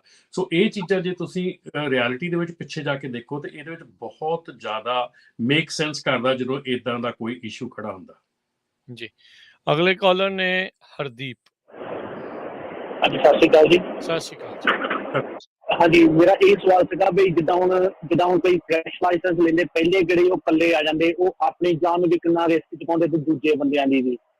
ਤੇ ਪਲੱਸ ਤੁਸੀਂ ਜਦੋਂ ਰਾਤ ਨੂੰ ਟਰੱਕ ਕਿਤੇ ਪਾਰ ਕਰਦੇ ਆ, ਜਿਹੜੇ ਜਿੱਦਾਂ ਹੁਣ ਬਿਲਕੁਲ ਫਰੈਸ਼ ਲਾਇਸੈਂਸ ਆ, ਉਹ ਕਈ ਵਾਰੀ ਇੰਨਾ ਰਿਸਕ ਵੱਧ ਜਾਂਦਾ, ਤੁਹਾਡਾ ਟਰੱਕ ਵੀ ਭੰਨ ਦਿੰਦੇ ਆ, ਹਨਾ। ਤੇ ਕੋਈ ਏਦਾਂ ਨਹੀਂ ਚਾਹੀਦਾ ਵੀ ਜਿੱਦਾਂ ਹੁਣ ਉਹਨੇ ਨਵਾਂ ਲਾਇਸੈਂਸ ਲਿਆ ਵੀ ਉਹਨਾਂ ਨੂੰ 1 ਸਾਲ ਜਾਂ ਕਿੱਦਾਂ, ਹਨਾ, ਵੀ ਐਕਸਪੀਰੀਅੰਸ ਵਾਲੇ ਡਰਾਈਵਰ ਦੇ ਨਾਲ ਉਹ ਟੀਮ ਡਰਾਈਵਰ ਤੇ ਟਰੱਕ ਚਲਾ ਸਕਦੇ ਆ। ਤੇ ਮੈਂ ਤਾਂ ਏਦਾਂ ਵੀ ਦੇਖਿਆ ਵੀ, ਮੈਂ ਮੰਡੇ ਹੁਣ ਲੋਡ ਚੱਕਦਾ ਸੀ ਤੇ ਮੈਂ ਦੇਖਿਆ ਆਪਣਾ ਪਾਕਿਸਤਾਨੀ ਭਰਾ ਸੀ, ਉਹਨੂੰ ਚੈੱਕ ਇਨ ਫਾਰਮ ਤੱਕ ਵੀ ਨਹੀਂ ਸੀ ਭਰਨਾ ਆਉਂਦਾ। ਜਿੱਦਾਂ ਹੁਣ ਲਿਖਿਆ ਸੀ ਕੈਰੀਅਰ ਨੇਮ, ਉਹਨੂੰ ਇਹ ਨਹੀਂ ਸੀ ਪਤਾ ਇੱਥੇ ਕੀ ਭਰਨਾ। ਹੁਣ ਲਿਖਿਆ ਸੀ ਆਰਡਰ ਨੰਬਰ, ਉਹਨੂੰ ਇਹ ਨਹੀਂ ਸੀ ਪਤਾ ਇੱਥੇ ਕੀ ਭਰਨਾ। ਡੈਸਟੀਨੇਸ਼ਨ ਦਾ ਨਹੀਂ ਪਤਾ ਇੱਥੇ ਕੀ ਭਰਨਾ। ਕਸਟਮਰ ਦਾ ਨਹੀਂ ਪਤਾ ਕੀ ਭਰਨਾ। ਹੁਣ ਤੁਸੀਂ ਦੇਖੋ ਵੀ ਜਿਹੜਾ ਇੰਨਾ ਉਹਨੂੰ ਕੁਛ ਪਤਾ ਨਹੀਂ ਹੈਗਾ ਬਈ ਉਹ ਕਿੱਦਾਂ, ਉਹਨੇ ਨਿਊ ਜਰਸੀ ਲੋਡ ਲੈ ਕੇ ਜਾਣਾ ਸੀ, ਉਹਨੂੰ ਦੇਖ ਲਓ ਵੀ ਕਿੱਦਾਂ ਕੁਛ ਪਤਾ ਹੀ ਨਹੀਂ ਸੀਗਾ ਤੇ ਕਿੰਨਾ ਰਿਸਕ ਹੈਗਾ ਜਾਂ ਨਹੀਂ। ਬਿਲਕੁਲ ਬਹੁਤ ਰਿਸਕ ਆ। ਆਪਾਂ ਦੇਖਿਆ ਹੀ ਆ ਰੀਸੈਂਟਲੀ ਕੀ ਹੋਇਆ, ਲੈਂਗੁਏਜ ਬੈਰੀਅਰ ਦਾ ਨਾਂ ਦੇ ਕੇ ਤੇ ਦੇਖੋ ਕੀ ਹੋਇਆ ਵੀ ਪਿੱਛੇ ਪੁਲਿਸ ਵਾਲਾ ਲੱਗਾ ਆ, ਇਹ ਨਹੀਂ ਪਤਾ ਲੱਗ ਰਿਹਾ ਵੀ ਪੁਲਿਸ ਵਾਲਾ ਉਸਨੂੰ ਰੋਕਣ ਦੀ ਕੋਸ਼ਿਸ਼ ਜਿਹੜੀ ਉਹ ਕਰ ਰਿਹਾ ਹੈਗਾ। ਸੋ ਇਹ ਤਾਂ ਬਹੁਤ ਡੇਂਜਰਸ ਜਿਹੜੀ ਗੱਲ ਆ ਇਹ ਬਣ ਜਾਂਦੀ ਹੈ। ਜੀ ਰਮਨ ਜੀ। ਜੀ ਬਿਲਕੁਲ ਰਾਜਕਰਨ, ਅਗੇਨ ਉਹੀ ਕੁਐਸਚਨ ਆ ਜਾਂਦਾ ਹੈ ਕਿ ਜਿਹੜਾ ਡਰਾਈਵਰ ਸੇਫਟੀ ਹੈਗੀ ਆ, ਔਰ ਅਸੀਂ ਹੈਗੀ ਆ, ਸਾਡੇ ਵਾਰੀ ਸਿਰਫ ਇਹੋ ਹੀ ਹੁੰਦਾ ਸੀਗਾ ਕਿ ਪਹਿਲਾਂ ਜਿਹੜਾ ਕੰਮ ਹੈਗਾ ਆ ਉਹ ਪਹਿਲੇ ਸਾਲ 2 ਸਾਲ ਅੱਗੇ ਤਾਂ ਪਹਿਲਾਂ ਤਾਂ ਹੁੰਦਾ ਸੀ 2-2 ਸਾਲ ਤੱਕ ਵੀ ਡਰਾਈਵਰ ਜਿਹੜੇ ਸੀਗੇ ਉਹ ਟੀਮ ਡਰਾਈਵਿੰਗ ਕਰਦੇ ਸੀਗੇ ਕਿ ਐਕਸਪੀਰੀਅੰਸ ਮਿਲ ਜਾਵੇ। ਡਰਦਾ ਬੰਦਾ ਖੁਦ ਨਹੀਂ ਸੀ ਬਾਹਰ ਇਕੱਲਾ ਟਰੱਕ ਲੈ ਕੇ ਜਾਂਦਾ ਵੀ ਮੇਰੇ ਕੋਲ ਬੈਕ ਨਹੀਂ ਲੱਗਣੀ, ਮੈਂ ਕਿੱਥੇ ਜਾਊਂਗਾ, ਕੀ ਕਰੂੰਗਾ। ਸਾਡੇ ਕੋਲ ਅਸੀਂ ਐਟਲਸਿਸ ਵਰਤਦੇ ਹੁੰਦੇ ਸੀਗੇ, ਸਾਡੇ ਕੋਲ ਵੱਡੀ ਐਟਲਸ ਹੁੰਦੀ ਸੀ ਜੋ ਸਟੇਟ ਫਰੀਵੇ ਦੇਖਣੇ ਆ। ਫਿਰ ਉਸ ਤੋਂ ਬਾਅਦ AAA ਦੇ ਮੈਪ ਰੱਖਦੇ ਸੀ ਡੱਬਾ ਭਰ ਕੇ ਕਿ ਹਰ ਸ਼ਹਿਰ ਦਾ ਮੈਪ ਚਾਹੀਦਾ ਜਿੱਥੇ ਜਿੱਥੇ ਜਾਂਦੇ ਆ। ਸੋ ਉਹਨਾਂ ਮੈਪਸ ਤੋਂ ਦੇਖ ਕੇ ਬੈਠ ਕੇ ਰਾਹ ਲਿਖ ਕੇ ਉਹ ਚੀਜ਼ਾਂ ਕਰਦੇ ਹੁੰਦੇ ਸੀਗੇ। ਤੇ ਜਿੱਦਾਂ ਜਿੱਦਾਂ ਆਹ ਸਹੂਲਤਾਂ ਵਧੀਆਂ ਆ ਉੱਦਾਂ ਹੀ ਜਿਹੜੀ ਆ ਲੀਨੀਅੰਸੀ ਹੋ ਗਈ ਆ। ਤੇ ਬਾਕੀ ਅਗੇਨ ਜਿਹੜੀ ਓਵਰ ਬਾਇੰਗ ਹੈਗੀ ਆ, ਅਨਪਲੈਨਡ ਬਾਇੰਗ ਟਰੱਕਾਂ ਦੀ ਕੀਤੀ ਗਈ ਆ, ਉਹ ਫਿਰ ਟਰੱਕ ਯਾਰਡ 'ਚ ਖੜੇ ਰਹਿੰਦੇ ਆ। ਸੋ ਫਿਰ ਉੱਥੇ ਤੁਸੀਂ ਕੰਪਰੋਮਾਈਜ਼ ਕਰ ਜਾਂਦੇ ਆ ਕਿ ਤੁਸੀਂ ਨਵੇਂ ਡਰਾਈਵਰ ਨੂੰ ਵੀ, ਜਿਹਨੂੰ ਕਿ ਟੀਮ ਡਰਾਈਵਰ ਦੇ ਵਿੱਚ ਜਾਣਾ ਚਾਹੀਦਾ ਜਾਂ ਭੇਜਣਾ ਚਾਹੀਦਾ, ਉਹਨੂੰ ਇਕੱਲੇ ਨੂੰ ਭੇਜ ਦਿੱਤਾ ਜਾਂਦਾ। ਔਰ ਬਹੁਤ ਵਾਰੀ ਦੇਖਿਆ ਮੈਂ ਜਿੰਨੀ ਗਲਤੀ ਡਰਾਈਵਰ ਦੀ ਹੈਗੀ ਇਕੱਲੇ ਜਾਣ ਦੀ, ਉਨੀ ਗਲਤੀ ਕੰਪਨੀ ਦੀ ਵੀ ਹੈਗੀ ਆ ਕਿ ਉਹਦਾ ਐਸਟ ਹੈਗਾ, ਉਹਦਾ ਟਰੱਕ ਹੈਗਾ, ਟ੍ਰੇਲਰ ਹੈਗਾ, ਏਡੀ ਵੱਡੀ ਲਾਇਬਿਲਿਟੀ ਜਿਹੜੀ ਆ ਉਹ ਤੁਸੀਂ ਦੇ ਕੇ ਕਿਸੇ ਨੂੰ ਤੋੜ ਦਿੰਦੇ ਆ। ਮੇਰੇ ਖਿਆਲ ਦੇ ਵਿੱਚ ਦੋਨੋਂ ਹੀ ਪਾਸੇ 50-50 ਜਿਹੜੇ ਆ ਉਹ ਕਸੂਰਵਾਰ ਹੈਗੇ ਆ। ਇਹਦੀ ਪਾਲਿਸੀ ਹੋਣੀ ਚਾਹੀਦੀ ਆ ਜਿਹੜੀ ਪਾਲਿਸੀ ਤੇ ਕੰਪਨੀ ਚੱਲਦੀ ਹੈਗੀ ਆ। ਸੋ ਉਹ ਜੇ ਪਾਲਿਸੀ ਦੇ ਵਿੱਚ 2 ਸਾਲ ਦਾ ਐਕਸਪੀਰੀਅੰਸ ਹੈਗਾ ਤੇ 2 ਸਾਲ ਦਾ ਐਕਸਪੀਰੀਅੰਸ ਆ, ਜੇ ਉਹਦੇ ਵਿੱਚ ਸਾਲ ਦੇ ਐਕਸਪੀਰੀਅੰਸ ਨੂੰ ਲੈਂਦੇ ਆ ਤੇ ਉਹਦੇ ਵਿੱਚ ਲਿਖਿਆ ਜਾਣਾ ਚਾਹੀਦਾ ਕਿ ਸਾਲ ਦਾ ਐਕਸਪੀਰੀਅੰਸ ਦੇ ਵਾਲੇ ਡਰਾਈਵਰ ਨੂੰ ਲਵਾਂਗੇ, ਪਰ ਉਹ ਜਾਊਗਾ ਟੀਮ ਡਰਾਈਵਰ। ਉਹ ਜਿੰਨੀ ਦੇਰ ਤੱਕ ਉਹਦਾ 1 ਸਾਲ ਦਾ ਐਕਸਪੀਰੀਅੰਸ ਪੂਰਾ ਨਹੀਂ ਹੁੰਦਾ ਟੀਮ 'ਚ, ਉਹ ਸੋਲੋ ਨਹੀਂ ਚਲਾ ਸਕਦਾ। ਗੋਰਿਆਂ ਦੀਆਂ ਕੰਪਨੀਆਂ ਜਿੰਨੀਆਂ ਹੈਗੀਆਂ ਸਾਰਿਆਂ ਦੇ ਵਿੱਚ ਕੰਪਨੀ ਪਾਲਿਸੀਜ਼ ਇਦਾਂ ਹੀ ਚੱਲਦੀਆਂ ਹੈਗੀਆਂ। ਉਹਨਾਂ ਦੇ ਵਿੱਚ ਸੋਲੋ ਡਰਾਈਵਰ ਤੁਸੀਂ ਬਹੁਤ ਮਿਹਨਤ ਦੇ ਨਾਲ ਤੁਹਾਨੂੰ ਸੋਲੋ ਡਰਾਈਵਰ ਜਾਣ ਦਾ ਮੌਕਾ ਮਿਲਦਾ। ਤੇ ਇਸ ਕਰਕੇ ਜਿਹੜਾ ਆ ਉਧਰ ਆਪਣੇ ਬੰਦੇ ਜਿਹੜੇ ਆ ਉਹ ਕੰਮ ਤੇ ਉਧਰ ਨਹੀਂ ਲੱਗਦੇ, ਕਿਉਂਕਿ ਇੱਧਰ ਜਿਹੜਾ ਆ ਮਿੰਟ ਦੇ ਵਿੱਚ ਆਪਣੀ ਕੰਪਨੀ ਕੋਈ ਨਾ ਕੋਈ ਟਰੱਕ ਫੜਾ ਦਿੰਦੀ ਆ ਤੇ ਫਿਰ ਮੁੜ ਕੇ ਇਸ਼ੂਜ਼ ਜਿਹੜੇ ਉਹ ਆਪਾਂ ਨੂੰ ਪਤਾ ਹੀ ਆ ਵੀ ਕੀ ਬਣਦਾ ਹੈ ਬਾਹਰ। ਜੀ ਜੀ। ਪਰਮਜੀਤ ਜੀ ਸਤਿ ਸ਼੍ਰੀ ਅਕਾਲ। ਸਤਿ ਸ੍ਰੀ ਅਕਾਲ ਭਾਈ ਸਾਰਿਆਂ ਨੂੰ ਜੀ। ਸਤਿ ਸ਼੍ਰੀ ਅਕਾਲ ਜੀ। ਹਾਂਜੀ ਭਾਜੀ, ਸਾਡੇ ਤਾਂ ਇੱਥੇ ਜਿਵੇਂ ਡਬਲ ELD ਹੈ ਨਾ, ਹੁਣ ਪਿੱਛੇ ਜੇ ਇੱਕ ਮੁੰਡਾ ਆਇਆ ਕੈਨੇਡਾ ਦਾ, ਕੈਨੇਡੀਅਨ ਕੰਪਨੀ ਸੀਗੀ, ਉਹ ਵਾਸ਼ਿੰਗਟਨ ਸਟੇਟ ਦੇ ਵਿੱਚ ਐਂਟਰ ਹੋਇਆ ਤੇ ਉਦੋਂ ਬਾਅਦ ਥੋੜੀ ਦੇਰ ਚੱਲਣ ਤੋਂ ਬਾਅਦ ਉਹਨੂੰ ਬੈਲਿੰਗਹਮ ਨੇੜੇ ਕਿਸੇ DOT ਵਾਲੇ ਨੂੰ ਪੁੱਲ ਕਰ ਲਿਆ ਤੇ ਉਹਨੇ ਸ਼ੋਅ ਕੀਤਾ ਵੀ ਉਹਦਾ ਮਾਲਕ ਚਲਾ ਕੇ ਲੈ ਕੇ ਆਇਆ ਪਹਿਲਾਂ ਅਲਬਰਟਾ ਤੋਂ BC ਤੱਕ, ਆਪਣੇ ਕੀ ਕਹਿੰਦੇ ਸਰੀ ਤੱਕ। ਸਰੀ ਤੋਂ ਉਹਨੇ ਫੜਿਆ, ਉਹਨਾਂ ਨੇ ਉਹ ਕਹਿੰਦਾ ਵੀ ਆਪਣੇ ਮਾਲਕ ਨਾਲ ਗੱਲ ਕਰਾ। ਉਹਨੇ ਮਾਲਕ ਨਾਲ ਗੱਲ ਕੀਤੀ, ਕਹਿੰਦਾ ਗੱਲ ਸੁਣ ਲੈ ਮੇਰੀ, ਵੀ ਮੈਨੂੰ ਸੱਚਾ ਚ ਦੱਸ ਦੇ, ਨਹੀਂ ਤਾਂ ਮੈਂ ਤੇਰੀ ਕੰਪਨੀ ਬੈਨ ਕਰ ਦੇਣੀ ਇੱਥੋਂ ਆਉਣ ਤੋਂ, ਤੇ ਮੈਂ ਤੇਰਾ ਟੈਲੀਫੋਨ ਡਾਟਾ ਸਾਰਾ ਕਢਾ ਲੈਣਾ ਵੀ ਤੇਰਾ ਟੈਲੀਫੋਨ ਦੀ ਲੋਕੇਸ਼ਨ ਕਿੱਥੇ ਸੀ, ਕਿੱਥੇ ਤੱਕ ਆਇਆ। ਉਹਨੇ ਸੌਰੀ ਕਹਿਤਾ, ਉਹਨੇ ਉੱਥੇ ਉਹਨੂੰ 10 ਘੰਟੇ ਲਾਤਾ ਵੀ ਤੂੰ ਇੱਥੇ 10 ਘੰਟੇ ਸਲੀਪ ਕਰਨੀ ਹੈ। ਜੇ ਇਹੀ ਲੋਡ ਆਪਣੇ ਤਾਂ ਉਹਨਾਂ ਦਾ ਉਧਰੋਂ ਡਰਾਈ ਲੋਡ ਆਉਂਦੇ ਆ, ਜੇ ਇਹੀ ਜਾਣੀ ਕਿ ਹੋਰਨਾਂ ਸਟੇਟਾਂ 'ਚ ਵੀ ਹੋਵੇ ਤਾਂ ਥੋੜੇ ਦਿਨਾਂ 'ਚ ਹੀ ਬੰਦ ਹੋ ਜੂਗਾ ਚੱਕਰ। ਜਿਹੜਾ ਡਬਲ ELD ਦਾ ਨਾ, ਡਬਲ ਲਾਗ ਹੁੰਦਾ ਸਿਸਟਮ, ਛੇਤੀ ਬੰਦ ਹੋ ਜਾਣੀ ਕਿ ਡਿਪੈਂਡ ਆ ਅਫੀਸਰ ਦੇ ਉੱਤੇ। ਉਹਨੇ ਜੁਰਮਾਨਾ ਨੂੰ ਜ਼ਰੂਰ ਕੀਤਾ, ਬਹਾਲ ਜੇ ਉਹ ਰੀਫਰ ਦਾ ਲੋਡ ਹੁੰਦਾ ਸਾਰਾ ਲੋਡ ਸਿਰ ਪੈ ਜਾਣਾ ਸੀ ਕੰਪਨੀ ਦੇ। ਲੇਟ ਹੋ ਜਾਂਦਾ ਤਾਂ ਵੀ, ਖਰਾਬ ਹੋ ਜਾਂਦਾ ਤਾਂ ਵੀ ਜੀ। ਤੇ ਨੰਬਰ 2 ਮੈਂ ਭਾਜੀ ਨੂੰ ਪੁੱਛਣਾ ਸੀਗਾ ਵੀ ਮੈਂ ਇੱਕ ਦਿਨ ਕਾਲ ਕੀਤੀ ਸੀ, ਕਿਉਂਕਿ ਮੈਂ ਹੈਗਾ ਸਬ ਕੰਟਰੈਕਟਰ, ਮੇਰੇ ਕੋਲ ਆਪਣੀ MC ਹੈ ਨਹੀਂ ਤੇ ਮੈਂ ਤੁਹਾਡਾ ਮੈਂਬਰ ਕਿਵੇਂ ਬਣ ਸਕਦਾ। ਉਹ ਕਹਿੰਦੇ ਵੀ ਜੇ ਤੁਹਾਡੀ ਕੰਪਨੀ ਜਿਹਨੂੰ ਤੁਸੀਂ ਸਬ ਕੰਟਰੈਕਟ ਦੀ ਸਾਈਨ ਕੀਤੀ ਹੋਈ ਹੈ, ਵੀ ਜੇ ਉਹ ਮੰਨਣਗੇ ਅਸੀਂ ਤਾਂ ਤੁਹਾਨੂੰ ਮੈਂਬਰਸ਼ਿਪ ਦੇ ਸਕਦੇ, ਨਹੀਂ ਤਾਂ ਨਹੀਂ। ਉਹਦੇ ਬਾਰੇ ਮੈਨੂੰ ਵਿਚਾਰ ਦੱਸਿਓ, ਮਿਹਰਬਾਨੀ ਸੁਣਦਾ। ਹਾਂਜੀ, ਤੁਸੀਂ ਸਾਨੂੰ ਇਸ ਤਰ੍ਹਾਂ ਕਰਨਾ ਜੀ, ਕਾਲ ਕਰ ਲੈਣਾ ਆਫ ਦਾ ਬਾਅਦ ਦੇ ਵਿੱਚ ਕਾਲ ਕਰਨਾ, ਆਪਾਂ ਡਿਸਕਸ ਕਰ ਲਾਂਗੇ ਵੀ ਕਿਸ ਤਰ੍ਹਾਂ ਤੁਹਾਡੀ ਮੈਂਬਰਸ਼ਿਪ ਜਿਹੜੀ ਆ ਉਹ ਕੀਤੀ ਜਾ ਸਕਦੀ ਆ। ਜੀ ਥੈਂਕ ਯੂ ਜੀ।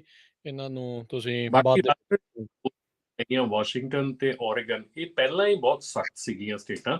ਇਹ ਜਦੋਂ ਪੇਪਰ ਲੌਗ ਬੁੱਕ ਵੀ ਚੱਲਦੀ ਸੀ ਉਦੋਂ ਵੀ ਇਹ ਸਟੇਟਸ ਜਿਹੜੀਆਂ ਦੋਨੋਂ ਹੀ ਆ ਬਹੁਤ ਸਖਤ ਕਰਦੀਆਂ ਹੈਗੀਆਂ, ਬਹੁਤ ਮਤਲਬ ਕਿ ਖਿੱਚ ਕੇ ਰੱਖਦੀਆਂ ਕੰਮ। ਇਹਨਾਂ 2 ਸਟੇਟਾਂ ਦੇ ਵਿੱਚ ਜਦੋਂ ਪੇਪਰ ਲੌਗ ਵੀ ਚੱਲਦੀ ਸੀ ਉਦੋਂ ਵੀ ਛੇਤੀ ਕੀਤੇ ਕੋਈ ਪੇਪਰ ਲੌਗ 'ਚ ਵੀ ਜਿਹੜਾ ਅਣਗਹਿਲੀ ਨਹੀਂ ਸੀ ਕਰਦਾ ਇਹਨਾਂ ਸਟੇਟਾਂ ਦੇ ਵਿੱਚ, ਖਾਸ ਕਰਕੇ ਓਰੇਗਨ ਤੇ ਜਿਹੜੀ ਵਾਸ਼ਿੰਗਟਨ ਹੈਗੀ ਆ। ਕਿਉਂਕਿ ਜਦੋਂ ਤੁਸੀਂ ਓਰੇਗਨ ਦੀਆਂ ਸਕੇਲ ਤੋਂ ਲੰਘਦੇ ਆ, ਸਕੇਲ ਬੰਦ ਵੀ ਹੋਵੇ, ਤੁਹਾਡਾ ਸਕੈਨ ਹੋ ਜਾਂਦਾ ਟਰੱਕ, ਉੱਥੇ ਤੁਹਾਡਾ ਟਾਈਮ ਪੈ ਜਾਂਦਾ। ਜਿੱਥੇ ਤੁਸੀਂ ਤੇਲ ਪਵਾਇਆ ਆ ਉਹਦਾ ਟਾਈਮ ਸਕੈਨ ਹੋ ਜਾਂਦਾ। ਸੋ ਸਕੇਲ ਵਾਲੇ ਜੇ ਤੁਹਾਨੂੰ ਪੁੱਲ ਕਰਦੇ ਆ, ਉਹ ਕਿਸੇ ਵੀ ਟਰੱਕ ਸਟਾਪ ਤੋਂ ਤੁਹਾਡਾ ਜਿਹੜਾ ਟਾਈਮ ਕਢਾ ਸਕਦੇ ਆ ਤੇਲ ਪਵਾਏ ਦਾ। ਸੋ ਇਹ ਜਿਹੜੀਆਂ ਚੀਜ਼ਾਂ ਹੈਗੀਆਂ ਦੇ ਵਿੱਚ ਕਾਫੀ ਸਖਤ ਹੈਗੀਆਂ ਐਂਡ ਇਹ ਸ਼ੁਰੂ ਤੋਂ ਹੀ ਸਖਤ ਰਹੀਆਂ। ਸੋ ਇਹਨਾਂ ਦੇ ਵਿੱਚ ELD ਵਾਲਾ ਇਸ਼ੂ, ELD ਲੱਗੇ ਨਾ ਲੱਗੇ ਇਹਨਾਂ ਨੂੰ ਕੋਈ ਫਰਕ ਨਹੀਂ, ਪਰ ਇਹਨਾਂ ਦੇ ਪੇਪਰ ਲੌਗ ਦੇ ਵਿੱਚ ਵੀ ਲੋਕੀ ਬਹੁਤ ਰੱਖੇ ਸਾਰੇ। ਜੀ ਤੇ ਅਗਲੇ ਕਾਲਰ ਨੇ ਅਭੀ। ਸਤਿ ਸ਼੍ਰੀ ਅਕਾਲ ਭਾਜੀ। ਸਤਿ ਸ਼੍ਰੀ ਅਕਾਲ ਜੀ। ਪੰਜਾਬੀ ਰੇਡੀਓ ਯੂਨੀਵਰਸਿਟੀ ਦੇ ਰਹੋ ਭਾਈ ਸਾਰਿਆਂ ਨੂੰ ਸਤਿ ਸ਼੍ਰੀ ਅਕਾਲ ਭਾਈ।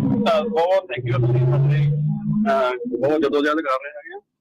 ਤੇ ਬਾਕੀ ਆਪਣੇ ਇਸ ਕਾਲ ਇਸ ਕਰਕੇ ਕੀਤੀ, ਹੋਰ ਇੱਕ ਦੋ ਮੁੱਦੇ ਹੋਰ ਵੀ ਸੀਗੇ, ਜਿੱਦਾਂ ਹੁਣ ਰੇਟਸ ਹੈਗੇ ਆ, ਜਿੱਦਾਂ ਪਤਾ ਸਾਨੂੰ ਅੱਜ ਕੱਲ੍ਹ ਰੇਟਸ ਕਾਫੀ ਡਾਊਨ ਚੱਲ ਰਹੇ ਆ, ਕਿ ਇਹਦਾ ਹੱਲ ਇਹ ਨਹੀਂ ਕੀਤਾ ਜਾ ਸਕਦਾ ਕਿ ਜਿੱਦਾਂ ਮਰਜ਼ੀ ਨਾਲ ਹੀ ਹੁਣ ਰੇਟ ਬਰੋਕਰ ਨੇ ਰੇਟ ਲੈ ਲਿਆ, ਜਿੰਨਾ ਮਰਜ਼ੀ ਲੈ ਲਿਆ ਰੇਟ ਉਹਦਾ ਬਹੁਤ ਘਟਾ ਕੇ ਦੇ ਦਿਆ। ਮੈਂ ਕਈ ਵਾਰੀ ਗੱਲ ਕੀਤੀ ਸੀ ਤੇ ਭਾਈ ਨੇ ਕਿਹਾ ਸੀਗਾ ਵੀ ਇਹਦਾ ਕਰ ਨਹੀਂ ਸਕਦੇ ਪਹਿਲਾਂ, ਪਰ ਇਹ ਤਾਂ ਹੋ ਸਕਦਾ ਨਾ ਵੀ ਬਰੋਕਰ ਜਿੰਨਾ ਮਰਜ਼ੀ ਰੇਟ ਲੈ ਲਿਆ, ਅੱਗੇ ਜਿੰਨਾ ਮਰਜ਼ੀ ਰੇਟ ਦੇਈ ਜਾਵੇ। ਇੱਦਾਂ ਸਾਡੀ 5000 ਦਾ ਲੈ ਕੇ ਅੱਗੇ 2000 ਦਾ ਦੇਈ ਜਾਵੇ। ਇਹਦਾ ਵੀ ਕੋਈ ਅਕਾਊਂਟੇਬਿਲਿਟੀ ਬਣਨੀ ਚਾਹੀਦੀ ਹੈ। ਹੁਣ ਕਿਸੇ ਨੇ ਟਰੱਕ ਲਿਆ, ਕਿਸੇ ਨੇ ਖਰਚਾ ਕੀਤਾ, ਜਿੱਦਾਂ ਆਪਣਾ ਇਨਵੈਸਟਮੈਂਟ ਕੀਤੀ ਹੈ, ਇਨਵੈਸਟਮੈਂਟ ਕਿਸੇ ਨੇ ਕੀਤੀ ਹੈ ਤੇ ਪ੍ਰੋਫਿਟ ਉਹ ਕਰਨ ਡਿਆ, ਵੀ ਉਹ ਵੀ ਮਤਲਬ ਕਿ ਦੁਰਵਰਤੋਂ ਕਰਨ ਡਿਆ ਆਪਣੇ ਅਧਿਕਾਰ ਦੀ, ਕਿ ਉਹਨੂੰ ਪੁੱਛਣ ਕਿਸੇ ਵਾਲਾ ਕੋਈ ਨਹੀਂ ਹੈਗਾ। ਉਹ ਇਸ ਚੀਜ਼ ਦਾ ਵੀ ਹੋਣਾ ਚਾਹੀਦਾ ਵੀ ਉਹਦੀ ਪੁੱਛਗਿੱਛ ਹੋਣੀ ਚਾਹੀਦੀ। ਜੋ ਇਹ ਨਹੀਂ ਹੈਗਾ ਵੀ ਤੂੰ 5000 ਦਾ ਲੈ ਕੇ, ਮੇਰੇ ਕੋਲ ਐਗਜ਼ਾਮਪਲ ਆ ਗਈ, ਮੇਰੇ ਨਾਲ ਖੁਦ ਨਾਲ ਏਦਾਂ ਹੋਇਆ ਸੀ। ਇੱਕ ਵਾਰੀ ਮੈਂ ਲੋਡ ਲਿਆ ਸੀਗਾ, ਮੈਨੂੰ 45 ਤੋਂ $50 ਦਾ ਲੋਡ ਮਿਲਿਆ ਸੀਗਾ ਇੱਥੋਂ ਲਿਵਿੰਗਸਟਨ ਹੋਸਟਲ ਫਾਰਮ ਪੈਂਦਾ। ਮੈਂ ਗ੍ਰੈਂਡ ਵੀ ਗਿਆ ਸੀ ਵਾਲਮਾਰਟ ਦੇ। ਉਸ ਤੋਂ ਬਾਅਦ ਜਿਵੇਂ ਮੈਂ ਉਹਦਾ ਪੇਪਰ ਵਰਕ ਨੂੰ ਡਿਟੇਲ ਤੇ ਦੇਖਿਆ, ਕਾਫੀ ਪੇਪਰ ਵਰਕ ਸੀ, ਉਹਦੇ ਵਿੱਚ ਕੰਟਰੈਕਟ ਵੀ ਆ ਗਿਆ ਸੀ। ਉਹਦੇ ਵਿੱਚ ਉਹਨੇ $6700 ਦਾ ਲੋਡ ਲਿਆ ਹੋਇਆ ਸੀਗਾ, ਤਾਂ ਮੈਨੂੰ ਉਹਨੇ 45 ਤੋਂ 50 ਦਾ ਦਿੱਤਾ। ਮਤਲਬ ਇਹ ਨਹੀਂ ਹੈਗਾ, ਜਦ ਅੱਜ ਦੀ ਤਰੀਕ ਵਿੱਚ ਹੋ ਸਕਦਾ ਬਰੋਕਰ ਨੇ 5000 ਦਾ ਲਿਆ ਤਾਂ ਲੋਕਾਂ 2000 ਦਾ ਲੈ ਕੇ, ਕੋਲ ਮਜਬੂਰੀ ਬਣੀ ਪਈ ਆ ਲੋਕਾਂ ਦੀ ਵੀ, ਲੋਕੀ ਕੀਤਾ ਜਿੱਦਾਂ। ਦੂਸਰੇ ਨੰਬਰ ਤੇ ਗੱਲ ਇਹ ਚੀਜ਼ ਦੀ ਆਉਂਦੀ ਹੈਗੀ ਆ ਵੀ ਮੈਂ ਵੀ ਆਪਣੇ ਲੋਕਾਂ ਨੂੰ ਜਾਂ ਆਪਣੇ ਜਿਹਨਾਂ ਨੇ ਵੀ ਕੰਪਨੀਆਂ ਪਾਈਆਂ, ਜਿਹੜੇ ਕਹਿੰਦੇ ਰੇਟ ਘੱਟ ਆ, ਥੋੜਾ ਜਿਹਾ ਹੌਸਲਾ ਗਾ ਨਾ, 5-6 ਦਿਨ ਟਰੱਕ ਆਪਣੇ ਰੋਕਣ, ਸਾਰੇ ਸਲਾਹ ਕਰ ਲੈਂਦੇ ਆ ਆਪਾਂ, 5-6 ਦਿਨ ਟਰੱਕ ਰੋਕ ਲੈਂਦੇ। ਕਹਿੰਦਾ ਮੇਰਾ ਖਰਚਾ ਨਹੀਂ ਹੁੰਦਾ, ਜੇ ਮੈਂ ਬਹੁਤ ਮੇਰੀ ਕਿਸ਼ਤ ਆ, ਤੇ ਜੇ ਅੱਜ ਕੰਮ ਕਰਦਾ ਵੀ ਆ ਤਾਂ ਫੇਰ ਕਹਿੰਦਾ ਵੀ ਕਿਸ਼ਤ ਪੂਰੀ ਹੋਣ ਦੀ 100 ਕੁਆਂਟਲ ਦਾ ਸਟ੍ਰੈਸ ਲਈ ਫਿਰਦੇ ਆ ਨਾ। ਉਹ ਬੈਸਟ ਹੈਗਾ ਵੀ ਤੁਸੀਂ ਆਪਾਂ ਰਲ ਕੇ ਥੋੜਾ ਜਿਹਾ ਰੇਸੀ ਰੋਕ ਕੇ ਟਰੱਕਾਂ ਨੂੰ ਥੋੜਾ ਜਿਹਾ ਬੈਕਅਪ ਬਣਾ ਕੇ ਰੇਟ ਜਿਹੜੇ ਉਹ ਹਾਈ ਥੋੜਾ ਬਹੁਤਾ ਬਹੁਤ ਫਰਕ ਪਊਗਾ ਇਸ ਚੀਜ਼ ਦਾ, ਅਗਰ ਸਾਡੇ ਇਹ ਸਲਾਹ ਨਾ ਕਰੀਏ। ਧੰਨਵਾਦ ਭਾਜੀ, ਬਾਕੀ ਤੁਸੀਂ ਆਪਣੇ ਵਿਚਾਰ ਦੇ ਸਾਥ। ਮਿਹਰਬਾਨੀ। ਬਿਲਕੁਲ ਭਾਜੀ, ਇਹ ਜਿਹੜੀ ਇੰਡਸਟਰੀ ਹੈਗੀ ਆ, ਪਹਿਲੀ ਗੱਲ ਤੇ ਜਿਹੜੇ ਤੁਸੀਂ ਮੁੱਦਾ ਚੁੱਕਿਆ ਹੈਗਾ, ਇਹਦੇ ਤੇ ਮੈਂ ਪਹਿਲੀ ਗੱਲ ਦੇ ਉੱਤੇ ਗੱਲ ਕਰਾਂ ਕਿ ਇਹ supply and demand the issue ਹੈਗਾ। ਸਪਲਾਈ ਐਂਡ ਡਿਮਾਂਡ, ਜਦੋਂ ਲਾਸਟ ਈਅਰ ਜਿਹੜਾ ਲੋਡ ਨਾਰਮਲ ਟਾਈਮ ਦੇ ਉੱਤੇ 8000 ਦਾ ਜਾਂਦਾ ਸੀਗਾ, ਉਹ 11000 ਦਾ ਜਾ ਰਿਹਾ ਸੀਗਾ ਲਾਸਟ ਈਅਰ। ਤੇ ਉਦੋਂ ਬ੍ਰੋਕਰ ਨੂੰ ਵੀ ਪੁੱਛਿਆ ਬਣਦਾ ਸੀਗਾ ਕਿ ਕਿੰਨੇ ਪੈਸੇ ਉਹਨੇ ਪੱਲਿਓਂ ਪਾ ਕੇ ਉਹ ਲੋਡ ਕਵਰ ਕੀਤਾ ਹੈ। ਸੋ ਅਸੀਂ ਬਾਰ-ਬਾਰ ਲਾਸਟ ਈਅਰ ਇਹ ਕਹਿੰਦੇ, ਬਾਰ-ਬਾਰ ਇਹ ਗੱਲ ਕਰ ਰਹੇ ਸੀਗੇ ਕਿ ਜਦੋਂ ਤੁਸੀਂ ਇੰਨੇ ਐਕਸਪੈਂਸਿਵ ਲੋਡ ਚੱਕ ਰਹੇ ਆ, ਔਰ ਜਿਨ੍ਹਾਂ ਦੇ ਕੰਟਰੈਕਟ ਆ ਪਿੱਛੇ, ਜਿਹੜੀਆਂ ਕੰਪਨੀਆਂ ਕੰਟਰੈਕਟ ਤੇ ਕੰਮ ਕਰ, ਉਹਨਾਂ ਨੇ ਆਪਣੇ ਲੋਡ ਕਵਰ ਕਰਨੇ ਹੈਗੇ ਆ, ਉਹਨਾਂ ਬ੍ਰੋਕਰਸ ਨੇ ਆਪਣੇ ਲੋਡ ਕਵਰ ਕਰਨੇ ਹੈਗੇ ਆ। ਸੋ ਉਦੋਂ ਮੌਕਾ ਤੁਹਾਡਾ ਸੀਗਾ ਕਿ ਤੁਸੀਂ ਓਵਰ ਚਾਰਜ ਹੋ ਰਿਹਾ ਸੀਗਾ ਲੋਡਾਂ ਦੇ ਉੱਤੇ, ਕਿਉਂਕਿ ਸਪਲਾਈ ਐਂਡ ਡਿਮਾਂਡ ਸੀਗੀ। ਸਪਲਾਈ ਜਿਹੜੀ ਆ ਉਹ ਘੱਟ ਸੀਗੀ, ਡਿਮਾਂਡ ਜ਼ਿਆਦਾ ਸੀਗੀ, ਉਸ ਤੇ ਰੇਟ ਵੱਧ ਗਏ। ਹੁਣ ਸਪਲਾਈ ਡਿਮਾਂਡ ਦਾ ਚੱਕਰ ਦੂਜਾ ਚੱਲ ਪਿਆ, ਹੁਣ ਰੇਟ ਜਿਹੜਾ ਬ੍ਰੋਕਰ ਦੇ ਹੱਥ ਚਲਾ ਗਿਆ, ਉਹ ਆਪਣਾ ਜਿਹੜਾ ਪਿਛਲੇ ਸਾਲ ਉਹਨੇ ਜੋ ਐਕਸਟਰਾ ਦਿੱਤਾ ਆ ਉਹ ਹੁਣ ਰਿਕਵਰ ਕਰ ਰਿਹਾ ਹੈਗਾ। ਸੋ ਇਹ ਸਪਲਾਈ ਐਂਡ ਡਿਮਾਂਡ ਹੈਗੀ ਆ। ਮੇਰੇ ਖਿਆਲ ਦੇ ਵਿੱਚ ਇਹਦੇ ਵਿੱਚ ਸਾਨੂੰ ਕੋਈ ਵੀ ਗਵਰਨਮੈਂਟ ਜਿਹੜਾ ਕੋਈ ਵੀ ਬੰਦਾ ਇਹਨਾਂ ਨੂੰ ਆਣ ਕੇ ਸੈੱਟ ਨਹੀਂ ਕਰ ਸਕਦਾ ਜਾਂ ਪੁੱਛ ਨਹੀਂ ਸਕਦਾ, ਜਾਂ ਕੋਈ ਗਲਤ ਚੀਜ਼ ਨਹੀਂ ਹੈਗੀ। ਇਹ ਸਪਲਾਈ ਐਂਡ ਡਿਮਾਂਡ ਹੈਗੀ ਆ। ਜਦੋਂ ਅਸੀਂ ਲਾਸਟ ਈਅਰ, ਮੈਨੂੰ ਯਾਦ ਆ ਕਿ ਮੈਂ ਬਹੁਤ ਵਾਰੀ ਇਹ ਚੀਜ਼ ਕੰਪਨੀਆਂ ਦੇ ਵਿੱਚ ਸੁਣੀ ਸੀਗੀ ਕਿ ਜਦੋਂ ਟਰੱਕ ਨੂੰ ਬ੍ਰੋਕਰ ਕਾਲ ਕਰਦੇ ਹੈਗੇ ਆ, ਤੇ ਜੇ ਉਹ ਕਹਿੰਦੇ ਵੀ ਆਹ ਰੇਟ ਮੈਂ $10,000 ਦਾ ਮੈਂ ਜਿਹੜਾ ਆ ਇਹ ਲੋਡ ਲਾਇਆ ਹੈਗਾ, ਤੇ ਡਰਾਈਵਰ ਜਿਹੜਾ ਸੀ, ਓਨਰ ਆਪਰੇਟਰ ਜਾਂ ਕੰਪਨੀ ਜਿਹੜੀ ਸੀਗੀ, ਉਹ ਉਹਦੇ ਕੋਲੋਂ 12000 ਮੰਗ ਲੈਂਦੀ ਸੀਗੀ, ਤੇ ਉਹ 2000 ਦਾ ਕੀ ਮਤਲਬ ਕੋਈ ਵੈਲਿਡ ਰੀਜ਼ਨ ਨਹੀਂ ਸੀਗਾ ਵੀ ਕਿਉਂ $2000 ਵੱਧ ਮੰਗਿਆ ਜਾ ਰਿਹਾ ਲੋਡ ਦਾ। ਤੇ ਅੱਜ ਦੀ ਤਰੀਕ ਦੇ ਵਿੱਚ ਉਹੀ ਹੁਣ ਬ੍ਰੋਕਰ ਜਿਹੜਾ ਆ, ਉਹੀ ਉਹ 10000 ਵਾਲਾ ਲੋਡ ਸ਼ਾਇਦ 10000 ਦਾ ਹੀ ਲੈ ਰਿਹਾ, ਪਰ ਲੇਕਿਨ ਉਹੀ ਹੁਣ ਲੋਡ ਉਹ 7000 ਅੱਗੇ ਦੇ ਰਿਹਾ, ਕਿਉਂਕਿ ਉਹਨੇ ਵੀ ਆਪਣੀ ਜਿਹੜੀ ਉਹ ਵੀ ਬਿਜ਼ਨਸ ਦੇ ਵਿੱਚ ਹੈਗਾ, ਉਹਨੇ ਵੀ ਰਿਕਵਰੀ ਕਰਨੀ ਆ। ਇਹ ਬਰੂਟਲ ਮਾਰਕੀਟ ਹੈਗੀ ਆ ਜੀ। ਐਂਡ ਸਪਲਾਈ ਐਂਡ ਡਿਮਾਂਡ ਜਦੋਂ ਉੱਪਰ ਥੱਲੇ ਜਾਂਦੀ ਹੈ, ਉਦੋਂ ਇਸ ਇੰਡਸਟਰੀ ਦੇ ਵਿੱਚ ਕੁਝ ਨਹੀਂ ਦੇਖਿਆ ਜਾਂਦਾ। ਇਹ ਜਿਹੜੀ ਇੰਡਸਟਰੀ ਹੈਗੀ ਆ, ਇਵੇਂ ਹੀ ਚੱਲਦੀ ਹੈਗੀ ਆ, ਸਪਲਾਈ ਐਂਡ ਡਿਮਾਂਡ ਦੇ ਸਿਰ ਤੇ ਚੱਲਦੀ ਆ। ਸੋ ਅਗੇਨ ਫਿਰ ਉਹੀ ਗੱਲ ਕਰੂੰਗਾ, ਹਮੇਸ਼ਾ ਕਰਦੇ ਆਏ ਆ ਕਿ ਆਪਣਾ ਜਿਹੜਾ ਕੰਮ ਹੈਗਾ, ਆਪਣੀ ਜਿਹੜੀ ਸਿਚੁਏਸ਼ਨ ਹੈਗੀ ਆ, ਜੇ ਤੁਸੀਂ ਟਰੱਕ ਲੈਣੇ ਹੈਗੇ ਆ, ਇਨਵੈਸਟਮੈਂਟ ਕਰਨੀ ਹੈਗੀ ਆ, ਬੀ ਵੈਰੀ ਪ੍ਰੀਸਾਈਜ਼। ਆਪਣਾ ਫਿਊਚਰ ਦੇਖ ਕੇ, ਪਲੈਨਿੰਗ ਦੇਖ ਕੇ ਟਰੱਕ ਲਓ, ਨਾ ਕਿ ਜਸਟ ਇਸ ਕਰਕੇ ਕਿ ਕਿਸੇ ਹੋਰ ਨੇ ਲਿਆ ਤੇ ਤੁਸੀਂ ਲੈਣਾ ਬਣਦਾ ਤੁਹਾਡਾ ਟਰੱਕ।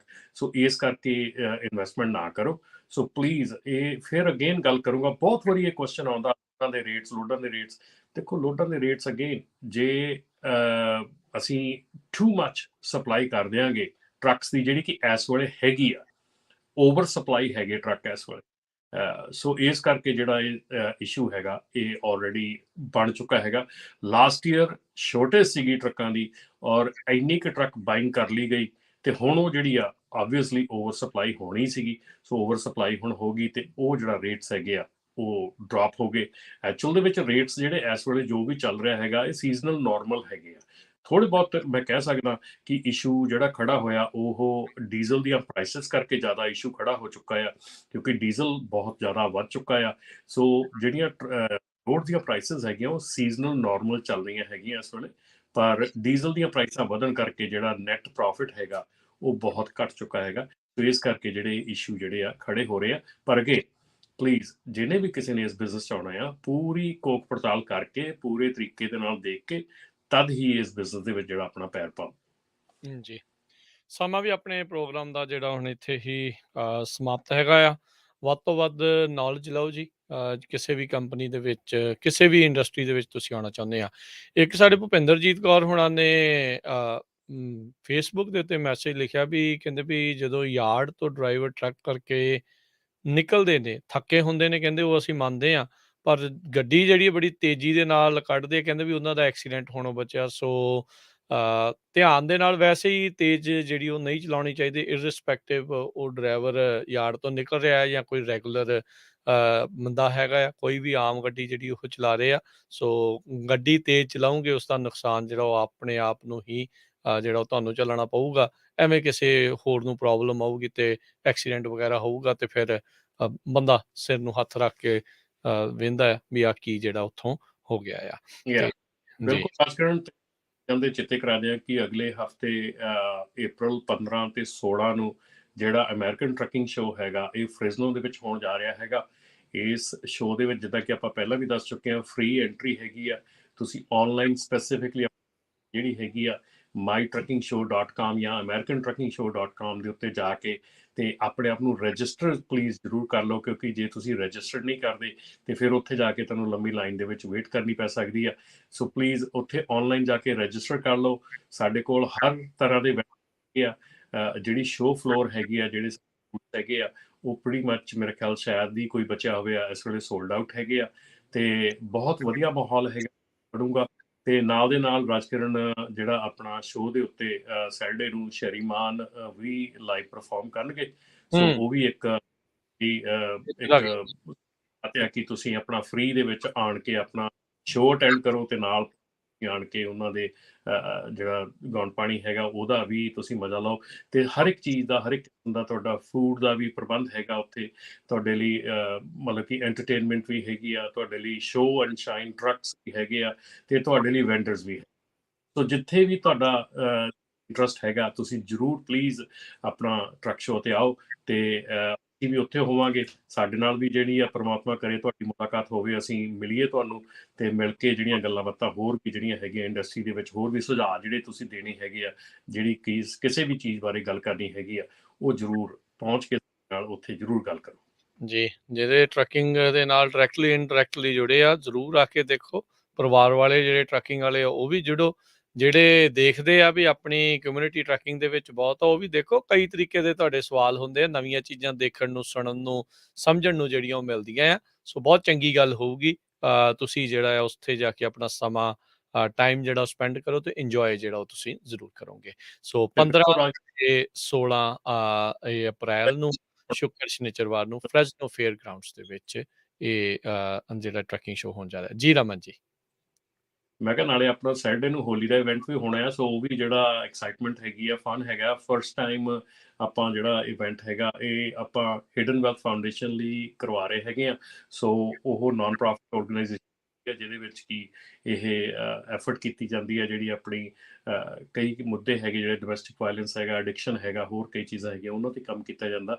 ਸੋ ਉਹਦੀ ਵੀ ਵੱਧ ਚੜ੍ਹ ਕੇ ਕਰੋ, ਉੱਥੇ ਵੀ ਤੁਸੀਂ ਵੱਧ ਚੜ੍ਹ ਕੇ ਪਹੁੰਚੋ ਤੇ ਆਪਣੇ ਪਰਿਵਾਰਕ ਫੈਮਲੀਜ਼ ਦੇ ਨਾਲ, ਬੱਚਿਆਂ ਦੇ ਨਾਲ ਆਓ ਤਾਂ ਕਿ ਉਹਨਾਂ ਨੂੰ ਵੀ ਹੌਸਲਾ ਵਧੇ ਤੇ ਸਾਰੀ ਕਮਿਊਨਿਟੀ ਦਾ ਜਿਹੜਾ ਬੈਨੀਫਿਟ ਹੋ ਸਕੇ।